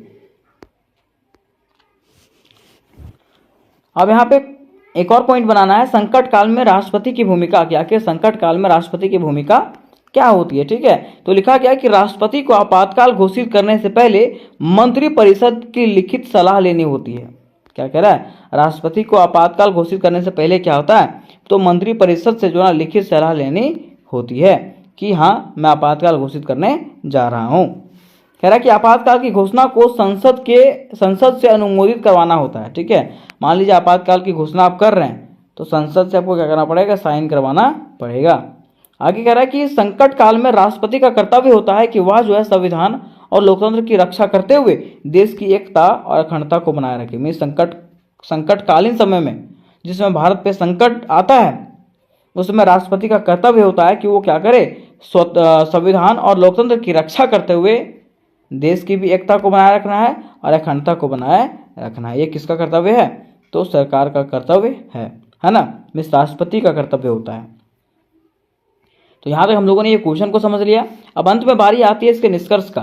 तो निष्कर्ष में लिखेंगे दोस्तों इस प्रकार से कि राष्ट्रपति की संकटकालीन शक्तियाँ असाधारण परिस्थितियों के लिए है। ठीक है, राष्ट्रपति की जो संकटकालीन शक्तियाँ मिला है वो उन परिस्थितियों के लिए है जब हमारे भारत पे अगर कोई युद्ध करता है ना, कोई हमला करता है, ठीक है, या तो फिर भारत के अंदर में कोई विद्रोह होता है तब के लिए। ठीक है, कह रहा है ये शक्तियां देश की सुरक्षा, संविधान की रक्षा और शासन को स्थिर बनाए रखने के लिए है। क्या कह रहा है, ये जो शक्ति है ना वो देश की सुरक्षा, संविधान की रक्षा करने के लिए और शासन को स्थिर बनाए रखने के लिए है, परंतु इनका उपयोग जो है संविधान के दायरे में ही होना चाहिए। क्या कह रहा है कि ये अधिकार तो राष्ट्रपति को दिया गया है लेकिन इसका उपयोग जो है संविधान के दायरे में ही होना चाहिए, इसके बाहर जाना नहीं चाहिए। तो उम्मीद करते हैं मेरे दोस्त कि ये प्रश्न आपको समझ में आया होगा। दोस्तों आज की वीडियो में हम लोग एक महत्वपूर्ण प्रश्न को क्लियर करने वाले हैं जो आपके एग्जामिनेशन के लिए अति आवश्यक होने वाला है। तो आज का प्रश्न हमारा इस प्रकार से है कि भारत के प्रधानमंत्री की शक्तियां एवं कार्यों का विस्तृत वर्णन करें। प्रश्न क्या है कि भारत के जो प्रधानमंत्री हैं उनकी शक्तियों के बारे में और उनके कार्यों के बारे में बताइए कि आखिर उनको कौन सा शक्ति प्रदान है और वे क्या क्या कार्य करते हैं। मान लीजिए प्रधानमंत्री के पद पे वो बैठे हैं, है ना, तो कौन सी शक्ति उनको प्राप्त है, ठीक है, तथा प्रधानमंत्री के पद से वो कौन से कार्य कर सकते हैं उसके बारे में बताइए। तो सबसे पहले यहाँ पे हम लोग को ये समझना पड़ेगा कि आखिर भारत के प्रधानमंत्री का क्या अर्थ होता है ना। तो प्रधानमंत्री का मतलब सीधे समझ लीजिएगा वहां का राजा। प्रधानमंत्री का मतलब क्या समझिएगा, उस देश का राजा, मींस भारत का राजा। कह रहा है कि प्रधानमंत्री का अर्थ होता है देश की सरकार का सबसे बड़ा नेता। मींस भारत जो देश है तो भारत देश का सबसे बड़ा जो नेता है वही कौन है, प्रधानमंत्री। में सीधा समझिएगा राजा के जैसे, है ना, वो भारत का क्या है, राजा है। ठीक। कह रहा है कि भारत में प्रधानमंत्री सरकार का मुखिया होता है। क्या कह रहा है कि भारत में जो प्रधानमंत्री होता है वो क्या होता है, सरकार का मुखिया होता है, जो देश चलाने वाले सभी मंत्रियों का नेतृत्व करता है। जो क्या करता है, देश को चलाने वाले जितने भी मंत्री हैं सबका नेतृत्व करता है, सबको बताता है कि आखिर किस प्रकार से देश को चलाना चाहिए। कह रहा है कि वह यह तय करता है कि देश में कौन सी योजनाएं बनेगी, कैसे काम होगा और किस दिशा में देश को आगे बढ़ाना है। क्या कह रहा है कि वे जो है इस प्रधानमंत्री ये तय करते हैं कि आखिर देश में कौन सी योजनाएं बनेंगी, कैसा काम होगा और किस दिशा में देश को आगे बढ़ाया जाए। ठीक है, ये जो तय करता है ये कौन करता है, भारतीय प्रधानमंत्री तय करता है। ठीक है, अब देखिए आगे उदाहरण के तरीके से आप समझिएगा, बिल्कुल इजी तरीके से आपको समझ में आ जाएगा, है ना। कह रहा है कि जैसे मान लीजिए एक स्कूल में प्रधानाचार्य मीन्स प्रधानाध्यापक जो होता है, प्रिंसिपल जो होता है, ठीक है, पूरे स्कूल का क्या करता है, संचालन करता है। वैसे ही देश की सरकार का संचालन जो है वो कौन करता है, प्रधानमंत्री। समझिएगा क्या कह रहा है, जैसे एक स्कूल का, एक पूरा स्कूल का संचालन जो है वो कौन करता है, तो प्रधानाध्यापक मीन्स कह सकते हैं प्रिंसिपल करता है। वैसे ही पूरे देश की सरकार का संचालन जो है वो कौन करता है, प्रधानमंत्री करता है। कौन करता है, प्रधानमंत्री। ठीक है, प्रधानमंत्री के अंतर्गत में ही सारे सरकार आते हैं, चाहे वो राज्य सरकार है, चाहे वो कोई भी सरकार हो, सब किसके अंतर्गत में आता है, प्रधानमंत्री के अंतर्गत में आता है। ठीक है, और जैसे जैसे प्रधानमंत्री कहते हैं वैसे वैसे ये कार्य करते हैं, है ना। तो उदाहरण के तरीके से आप यहाँ पे समझ गए होंगे कि आखिर प्रधानमंत्री किसको कहते हैं और इनके क्या कार्य हैं। अब इनकी मुख्य बातों को थोड़ा सा हम लोग समझते हैं, प्रधानमंत्री की आखिर मुख्य बातें क्या क्या है। तो कह रहा है कि प्रधानमंत्री राष्ट्रपति के बाद सबसे महत्वपूर्ण पद होता है। प्रधानमंत्री का जो पद होता है ना, वो राष्ट्रपति के बाद सबसे महत्वपूर्ण पद होता है। मीन्स पहला पद जो है वो राष्ट्रपति का, पहला पद राष्ट्रपति का, उसके बाद दूसरा पद जो है वो प्रधानमंत्री को प्राप्त है। वही कहा गया कि प्रधानमंत्री का पद जो है राष्ट्रपति के बाद सबसे महत्वपूर्ण पद होता है। ठीक है, कह रहा कि प्रधानमंत्री के पास नीति बनाने, मंत्रियों को नियुक्त करने और देश का नेतृत्व करने की ताकत होती है। प्रधानमंत्री के पास क्या होती है, नीति मीन्स नियम बनाने का शक्ति, मंत्रियों को चुनने का शक्ति और देश का नेतृत्व, देश को चलाने का शक्ति जो है ना किसके पास होता है, प्रधानमंत्री के पास होता है। आगे कह रहा है कि वह जो है ना संसद, सरकार और जनता के बीच में महत्वपूर्ण कड़ी होता है। प्रधानमंत्री क्या होता है, तो संसद के बीच में, सरकार के बीच में और जनता के बीच में जो है ना एक महत्वपूर्ण क्या होता है, कड़ी होती है। ठीक, अब यहाँ पे हम लोग जानेंगे भारत के प्रधानमंत्री की भूमिका, कि आखिर भारत में जो प्रधानमंत्री है उनकी क्या क्या भूमिका होती है ना। तो देखिए कह रहा है कि भारत के प्रधानमंत्री की बात करें तो भारत के प्रधानमंत्री जो होते हैं वो देश की सरकार के मुखिया होते हैं। क्या होते हैं, देश के सरकार के मुखिया, मीन्स देश में सबसे सर्वोच्च होते हैं राष्ट्रपति के बाद, है ना। कह रहा है कि प्रधानमंत्री जो होते हैं वो पूरे देश की सरकार का नेता होता है। प्रधानमंत्री क्या होता है, पूरे देश की सरकार का नेता होता है। बस सुनते जाइएगा, याद हो जाएगा ये। ठीक, उसके बाद दूसरा कह रहा है कि सभी मंत्री जो है मीन्स उस देश के जितने भी मंत्री हैं, सभी मंत्री जो है उसी के निर्देश पर काम करते हैं। किसके निर्देश पे, तो प्रधानमंत्री के निर्देश पे कार्य करते हैं। जैसे जैसे प्रधानमंत्री कहता है वैसे वैसे वहां के मंत्री लोग उनके निर्देशों पे चलते हैं। ठीक है, तो पहला हम लोग समझ गए कि प्रधानमंत्री जो होता है उस देश का क्या होता है, सरकार का मुखिया होता है। दूसरा कह रहा नीति और योजना बनाने वाला। ठीक है, दूसरा क्या कहा कि ये जो होते हैं वो नीति और योजना बनाने वाले होते हैं। कह रहा है कि प्रधानमंत्री यह तय करता है कि देश में कौन से काम और योजनाएं चलेंगी। ये कौन तय करता है, तो ये प्रधानमंत्री तय करता है कि देश में आखिर कौन से काम होंगे और कौन सी योजनाएं चलाई जाएंगी। फिर कह रहा है कि वह जो है ना देश की तरक्की के लिए फैसला लेता है। प्रधानमंत्री जो है देश की तरक्की के लिए क्या करता है, फैसला लेता है। तो दूसरी उनकी भूमिका है नीति और योजना बनाने वाला। फिर देखिए उनकी तीसरी भूमिका है मंत्रियों का चयन और मार्गदर्शन। वे क्या करते हैं, मंत्रियों का चयन करते हैं। कैसे, कह रहा है कि वह तय करता है कि कौन मंत्री बनेगा। इस प्रधानमंत्री तय करते हैं कि मंत्री आखिर कौन बनेगा और कौन मंत्री बनेगा। जैसे मान लीजिए शिक्षा मंत्री कौन बनेगा, दूसरा मंत्री कौन बनेगा, है ना। तो ये कौन तय करता है, तो प्रधानमंत्री तय करते हैं, है ना। और उसे कौन सा विभाग मिलेगा, ठीक है, ये तय कौन करता है, तो प्रधानमंत्री तय करते हैं।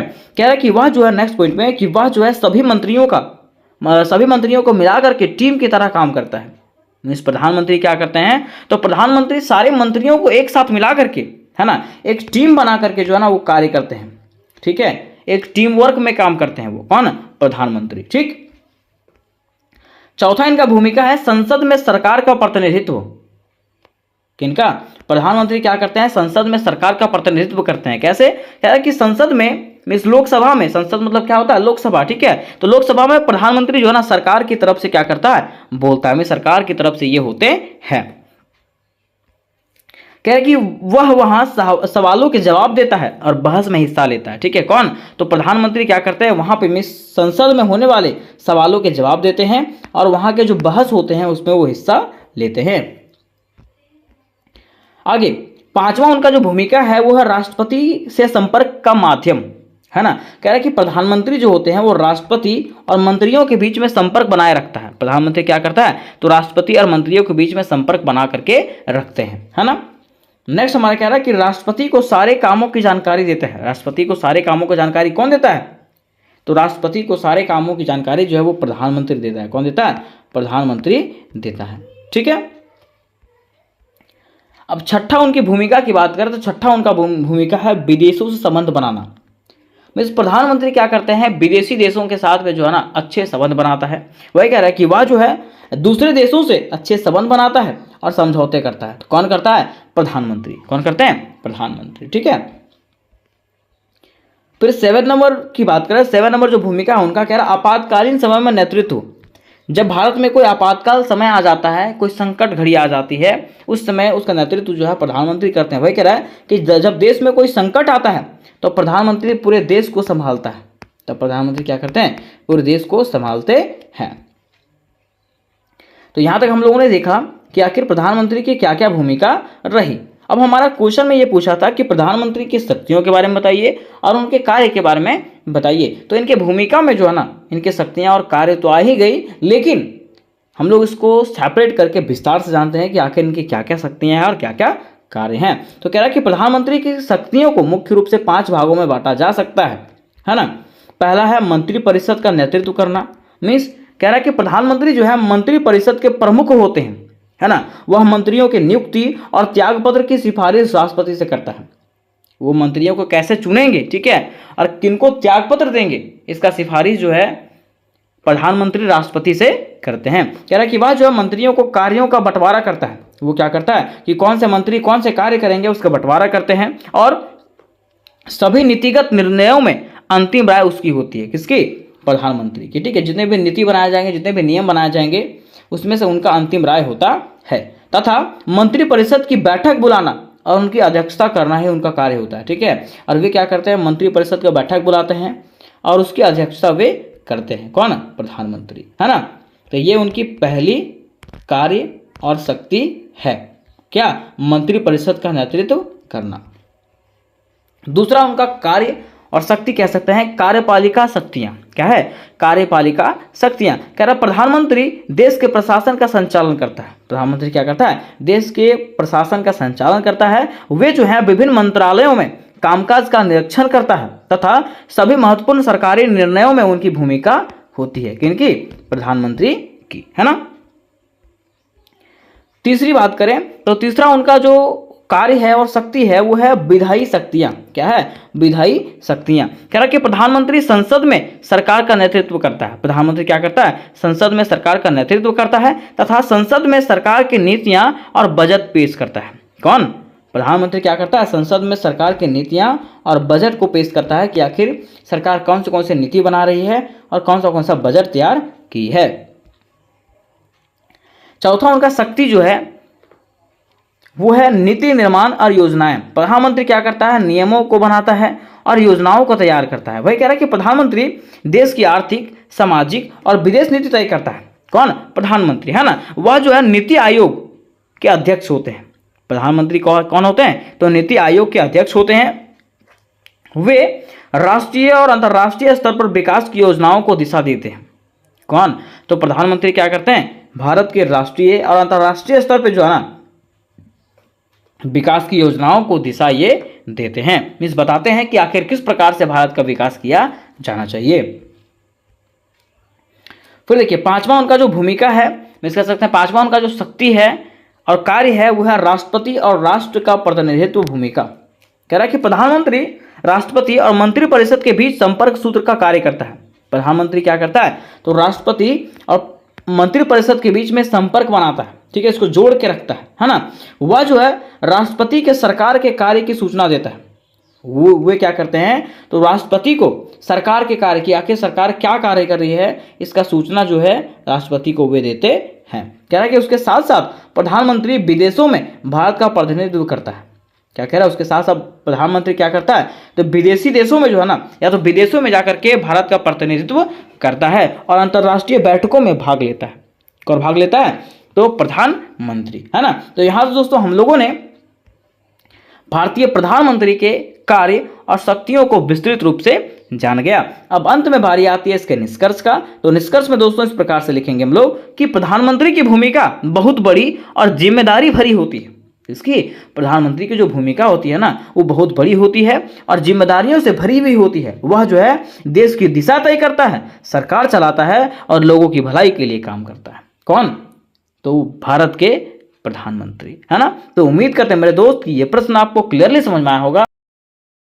दोस्तों आज के वीडियो में हम लोग एक महत्वपूर्ण प्रश्न को क्लियर करने वाले हैं जो आपके एग्जामिनेशन के लिए अति आवश्यक होने वाला है। तो आज का प्रश्न हमारा इस प्रकार से है कि भारतीय संविधान की प्रमुख विशेषताओं का उल्लेख करें, है ना, कि भारत का जो संविधान है उसकी क्या क्या प्रमुख विशेषताएं हैं उसके बारे में बताइए। तो सबसे पहले दोस्तों हम लोग ये जानेंगे कि आखिर संविधान किसको कहते हैं। क्या जानेंगे कि आखिर संविधान किसको कहते हैं, क्योंकि अगर आपको ये क्वेश्चन बनाना है तो सबसे पहले आपको संविधान का अर्थ बताना पड़ेगा। तो देखिए मेरे दोस्तों, आज ये प्रश्न आपको इतने इजी तरीके से बताया जाएगा, इतने आसान तरीके से बताया जाएगा कि आप जीवन में इसको कभी भूलोगे नहीं, है ना। देखिए अगर बात किया जाए संविधान का, किसका, संविधान का, तो आपको सीधा कहना है नियमों और कानूनों का एक ऐसा संग्रह जिसके माध्यम से देश के शासन व्यवस्था को सुचारू रूप से चलाया जाता है, उसको हम लोग क्या कहते हैं, संविधान। क्या कहते हैं, संविधान। क्या कहा गया कि नियम और कानून का ऐसा संग्रह, मतलब नियम और कानून का ऐसा व्यवस्था जिसके माध्यम से देश के शासन व्यवस्था को चलाया जाता है, उसे ही हम लोग क्या कहते हैं, संविधान कहते हैं। कोई पूछेगा बाबू संविधान क्या है, आपको सीधा कहना है नियमों और कानूनों का ऐसा दस्तावेज या तो ऐसा संग्रह जिसके माध्यम से देश के शासन व्यवस्था को बढ़िया से चलाया जाता है, उसे हम लोग संविधान कहते हैं। ठीक है, इस प्रकार से आपको लिख के खत्म करना है। अब आगे लिखना आपको कि संविधान दो शब्दों से मिलकर के बना हुआ, कौन सा, सम प्लस विधान। कह रहा है कि ये जो है मूल सिद्धांतों का एक समूह है। ये क्या है, मूल सिद्धांतों का एक समूह है जिसके द्वारा एक राज्य या तो अन्य संगठन शासित होता है। में सीधा कहा गया है कि एक ऐसा संगठन है, सिद्धांत है, जिसके द्वारा क्या होता है, एक राज्य मतलब एक देश या तो एक राज्य जो है क्या होता है, शासन किया जाता है उसके अंतर्गत में, है ना। आगे लिखना, इसमें सम का अर्थ, देखिए दो वर्ड यहाँ पे आया है, सम और विधान। ठीक है, तो इसमें सम का अर्थ जो है समान या तो बराबर होता है और विधान का अर्थ होता है नियम या कानून। क्या होता है, नियम और कानून। ठीक है, इस प्रकार से हम लोग कह सकते हैं कि संविधान जो है नियमों का एक ऐसा संग्रह है जो सभी नागरिकों पर समान रूप से लागू होता है। क्या कहा गया कि संविधान जो है नियमों और कानूनों का एक ऐसा संग्रह है जो सभी नागरिकों पर समान रूप से लागू होता है। ठीक है, तो इस प्रकार से हम लोग संविधान लिख देंगे। आगे हम लोग लिखेंगे कि किसी देश का शासन कैसा होगा, सरकार का चयन कैसा होगा, सत्ता का वितरण कैसा होगा, न्यायिक प्रक्रिया क्या होगी, नागरिकों को क्या अधिकार दिए जाएंगे, है ना, उसके साथ साथ नागरिकों और सरकार के क्या क्या कर्तव्य होंगे देश के प्रति। ठीक है, इन सभी बातों को जो है हम लोग क्या कहते हैं, संविधान, है ना। यही सब बात जो है संविधान के अंतर्गत में बताया गया है कि आखिर देश किस प्रकार से चलाया जाएगा, देश के लोगों के क्या कर्तव्य होते हैं, है ना, हर चीजों के बारे में इसमें से बताया गया है। तो इस प्रकार से आपको परिचय में स्टार्टिंग में जो है लिख के खत्म करना है। अब देखिए क्वेश्चन हमारा था कि भारतीय संविधान के बारे में बताइए, उसके विशेषताओं के बारे में बताइए, लेकिन उसकी विशेषता जानने से पहले हम लोग को भारतीय संविधान के बारे में भी तो जानना पड़ेगा। तो कह रहा है कि भारतीय संविधान एक पवित्र दस्तावेज है ना। भारतीय संविधान जो है, भारत का संविधान जो है एक लिखित और पवित्र दस्तावेज है। इसमें विश्व के प्रमुख संविधान के विशेषताएं समाहित है। क्या कह रहा है, इसमें जो है ना पूरे विश्व के प्रमुख संविधानों का क्या शामिल है, विशेषताएं शामिल है। कह रहा है कि यह संविधान को बनने में 2 वर्ष 11 महीना 18 दिन का समय लगा। क्या कह रहा है कि भारतीय संविधान को बनने में जो है ना 2 वर्ष 2 साल 11 महीना और 18 दिन समय लगा था। आगे कह रहा है कि जो कि भारतीय संविधान सभा के लोगों के सतत प्रयत्न अध्ययन, विचार, विमर्श, चिंतन और परिश्रम का निचोड़ है ना। यह जो बना वो क्यों बना, तो इसलिए बन पाया क्योंकि भारतीय संविधान सभा के जो लोग हैं वो सतत प्रयत्न करते रहे, मतलब प्रयास करते रहे, मेहनत करते रहे, है ना। और अंततः जो है 26 जनवरी 1950 को जो है संपूर्ण भारत में जो है क्या हो गया था, लागू हुआ था। मीन्स बन के तैयार हुआ था 26 जनवरी 1949 को, लेकिन इसको लागू कब किया गया, 26 जनवरी 1950 को लागू किया गया। ठीक है, अब देखिए क्वेश्चन हमारा इस प्रकार से था कि भारतीय संविधान की प्रमुख विशेषता, कि आखिर भारतीय संविधान जो है उसकी क्या क्या प्रमुख विशेषताएं हो सकती है ना, और क्या क्या प्रमुख विशेषताएं हैं भारत का जो संविधान है, ठीक है, उसके अंतर्गत में क्या क्या विशेषताएं हम लोगों को दिया गया है। तो क्या है कि भारतीय संविधान के प्रमुख विशेषताएं निम्नलिखित है। पहला इसका विशेषता है सबसे लंबा लिखित संविधान। मीन्स भारतीय संविधान जो है विश्व का सबसे लंबा लिखित संविधान है, जिसको हाथों से लिखा गया था। वही कह रहा है कि भारतीय संविधान दुनिया के सभी लिखित संविधानों में से सबसे लंबा और पूर्ण संविधान है। ठीक, आगे कह रहा है कि भारतीय संविधान एक लिखित संविधान है। भारतीय संविधान जो है क्या, एक लिखित संविधान है, जिसमें से 395 अनुच्छेद, 22 भाग और 8 अनुसूचियां हैं। कोई पूछेगा कि भारतीय संविधान में कितने अनुच्छेद हैं, तो 395। ठीक है, पूछेगा कितने भाग हैं, 22 भाग।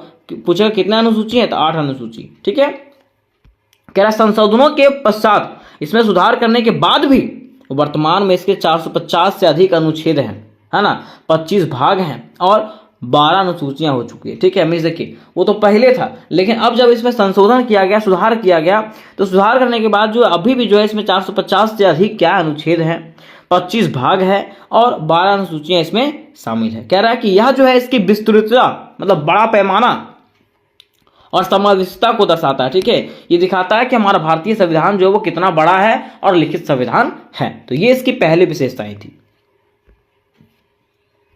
अब अगर बात करते हैं इसकी दूसरी विशेषताएं का, तो है एकल नागरिकता।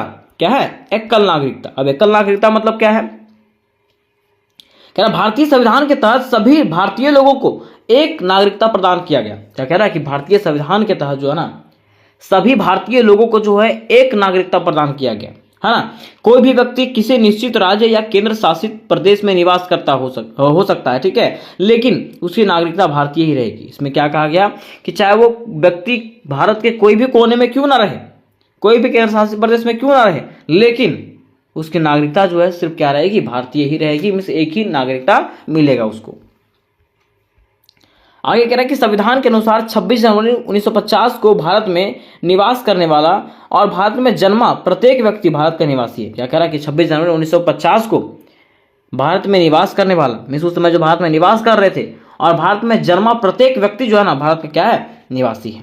कह रहा है उनके दोनों अभिभावक भारत में पैदा हुए थे और कम से कम 5 साल तक वहां रह रहे थे। वे सभी निवासी समान अधिकारों, लाभों और सुरक्षा का आनंद ले सकते हैं। मिस कह रहा है ना कि मान लीजिए उनके दोनों अभिभावक जो है वो भारत में पैदा हुए थे, ठीक है, और कम से कम वहां पे जो है 5 सालों तक रहे थे, है ना। अब 5 साल तक रहे थे, इसका मतलब उसको भारतीय क्या मिल गया, वहां पे नागरिकता प्रदान हो गया। ठीक,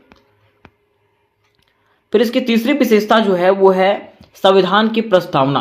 क्या है, संविधान की प्रस्तावना।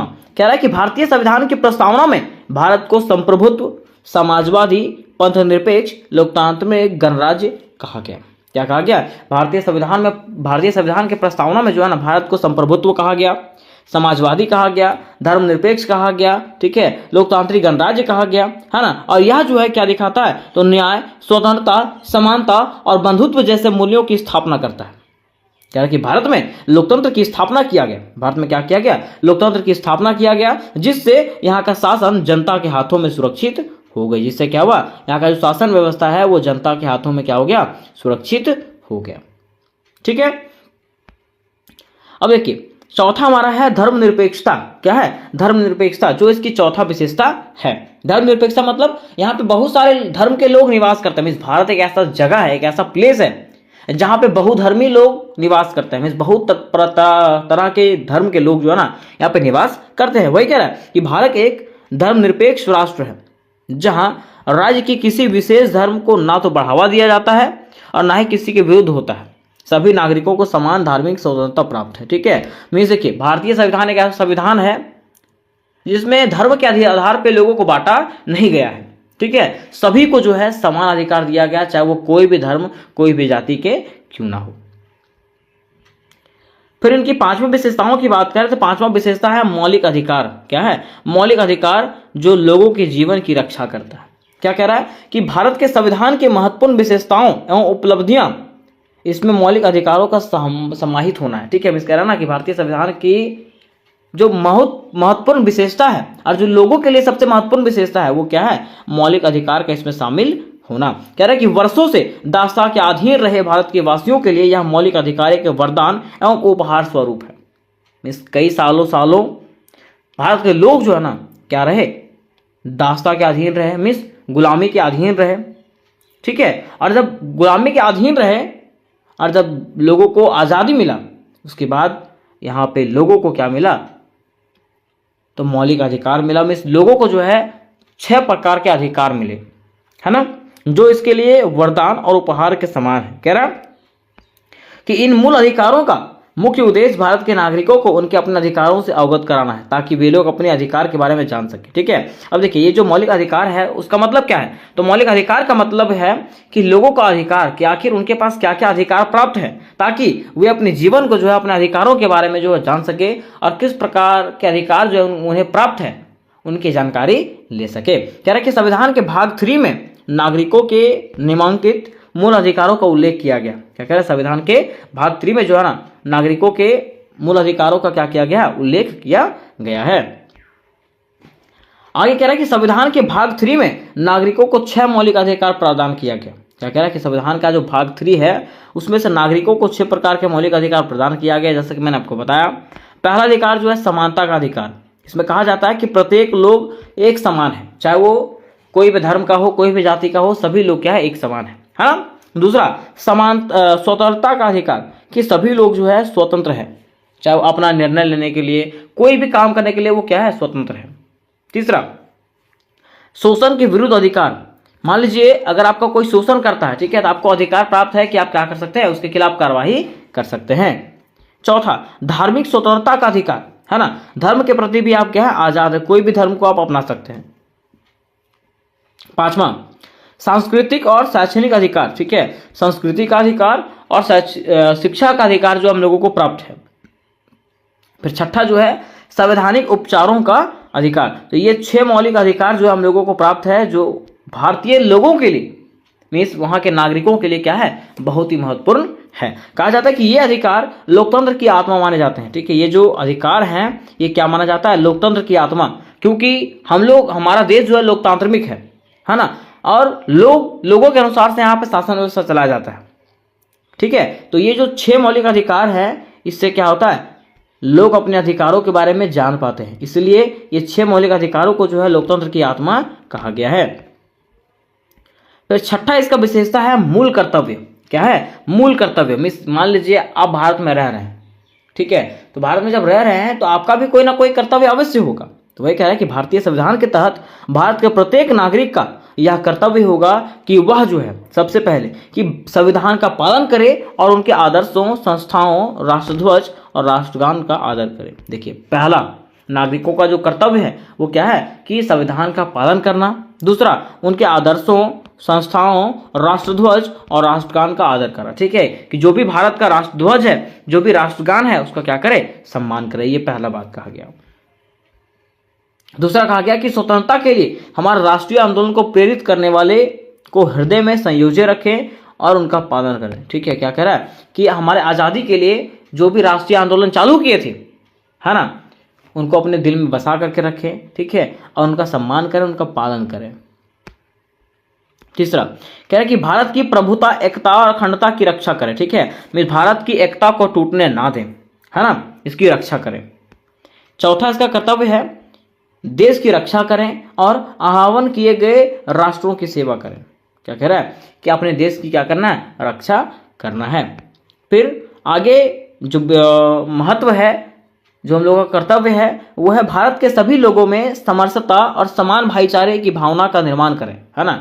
भारत में जितने लोग हैं सभी लोगों के बीच में जो है क्या होना चाहिए, भाईचारा का भावना होना चाहिए। ठीक है, जो धर्म, भाषा और प्रदेश या वर्ग पर आधारित सभी भेदभाव से परे हो।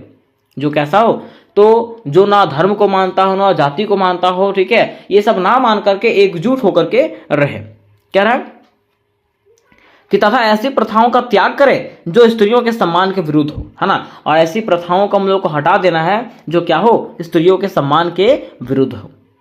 ठीक है, तो ये जो है हमारे मौलिक कर्तव्य थे। अब इसका सातवां जो विशेषता है वो है मताधिकार। क्या है, मताधिकार मीन्स वोटिंग। ठीक है, पहले जो है लोगों को वोटिंग देने का अधिकार नहीं था, लेकिन जब से भारत में लोकतांत्रिक सरकार आई है, लोग जो है ना अपना वोटिंग खुद कर सकते हैं। वही कह रहा है कि भारतीय संविधान के तहत इस बात को कहा गया कि जनता मताधिकार के लिए मुक्त है ना, और जनता द्वारा ही प्रतिनिधित्व का निर्वाचन किया जाता है। ठीक है, और जनता के द्वारा क्या किया जाएगा, प्रतिनिधित्व को चुना जाएगा। कह रहा है कि संविधान के अंतर्गत निर्वाचन का यह अधिकार ऐसे प्रत्येक व्यक्ति को प्रदान किया गया है जो वयस्क है। क्या कहा गया है कि संविधान के अंतर्गत में वोटिंग करवाने का या तो वोटिंग में खड़े होने का अधिकार जो प्रत्येक ऐसे व्यक्तियों को दिया गया है जो वयस्क है और जिसने 18 वर्ष की आयु पूर्ण कर ली है। ठीक है, मतलब जो जिसका 18 वर्ष पूरा हो गया है वो वोटिंग में खड़ा हो सकता है। ठीक, तो यहां तक हम लोगों ने ये क्वेश्चन को कंप्लीट जान लिया। अब बारी आती है इसके निष्कर्ष का, लेकिन निष्कर्ष के पहले मैं आपको बताना चाहता हूं कि इससे जुड़े जितने भी प्रश्न हैं सारे के सारे प्रश्न आपको मेरे ही चैनल पे मिलेंगे। और अगर आपको इससे जुड़ी VVI क्वेश्चन देखना होगा तो डिस्क्रिप्शन बॉक्स में व्हाट्सएप ग्रुप और टेलीग्राम ग्रुप का लिंक दिया गया, वहां से जाकर के आप लोग दोनों प्रश्नों को डील कर सकते हो। मिस जो भी प्रश्न आपके VVI होंगे वहां से आप देख सकते हो। अब देखिए बारी आती है निष्कर्ष का, तो लिखेंगे इस प्रकार से कि उपरोक्त विवेचना से हम इस बात का निष्कर्ष तक पहुंचते हैं कि किसी भी देश के संविधान उस देश की स्थिति और आवश्यकताओं के अनुरूप बनाया जाना चाहिए। देखिए कह रहा ना कि उपरोक्त विवेचना के अनुसार से हम यहां तक पहुंचते हैं, ये निर्णय लेते हैं कि कोई भी देश का जो संविधान है ना, वहां की स्थिति और आवश्यकताओं को देखते हुए क्या करना चाहिए, बनाना चाहिए। ठीक है, जैसे मान लीजिए कोई ऐसा देश है जो राजतंत्र है, तो राजतंत्र के हिसाब से आपको क्या बनाना चाहिए, संविधान बनाना चाहिए। कोई देश लोकतांत्रिक है तो लोकतंत्र के अनुसार से क्या बनाना चाहिए, संविधान बनाना चाहिए। ठीक है, तो उम्मीद करते हैं मेरे दोस्त कि ये प्रश्न आपको समझ में आया होगा, और ये प्रश्न अगर आपको समझ में आया होगा तो वीडियो को लाइक करें, अपने दोस्तों के साथ शेयर करें और चैनल को भी सब्सक्राइब करके अवश्य रखें। तो मिलते हैं नेक्स्ट वीडियो में, तब तक के लिए जय हिंद, जय भारत।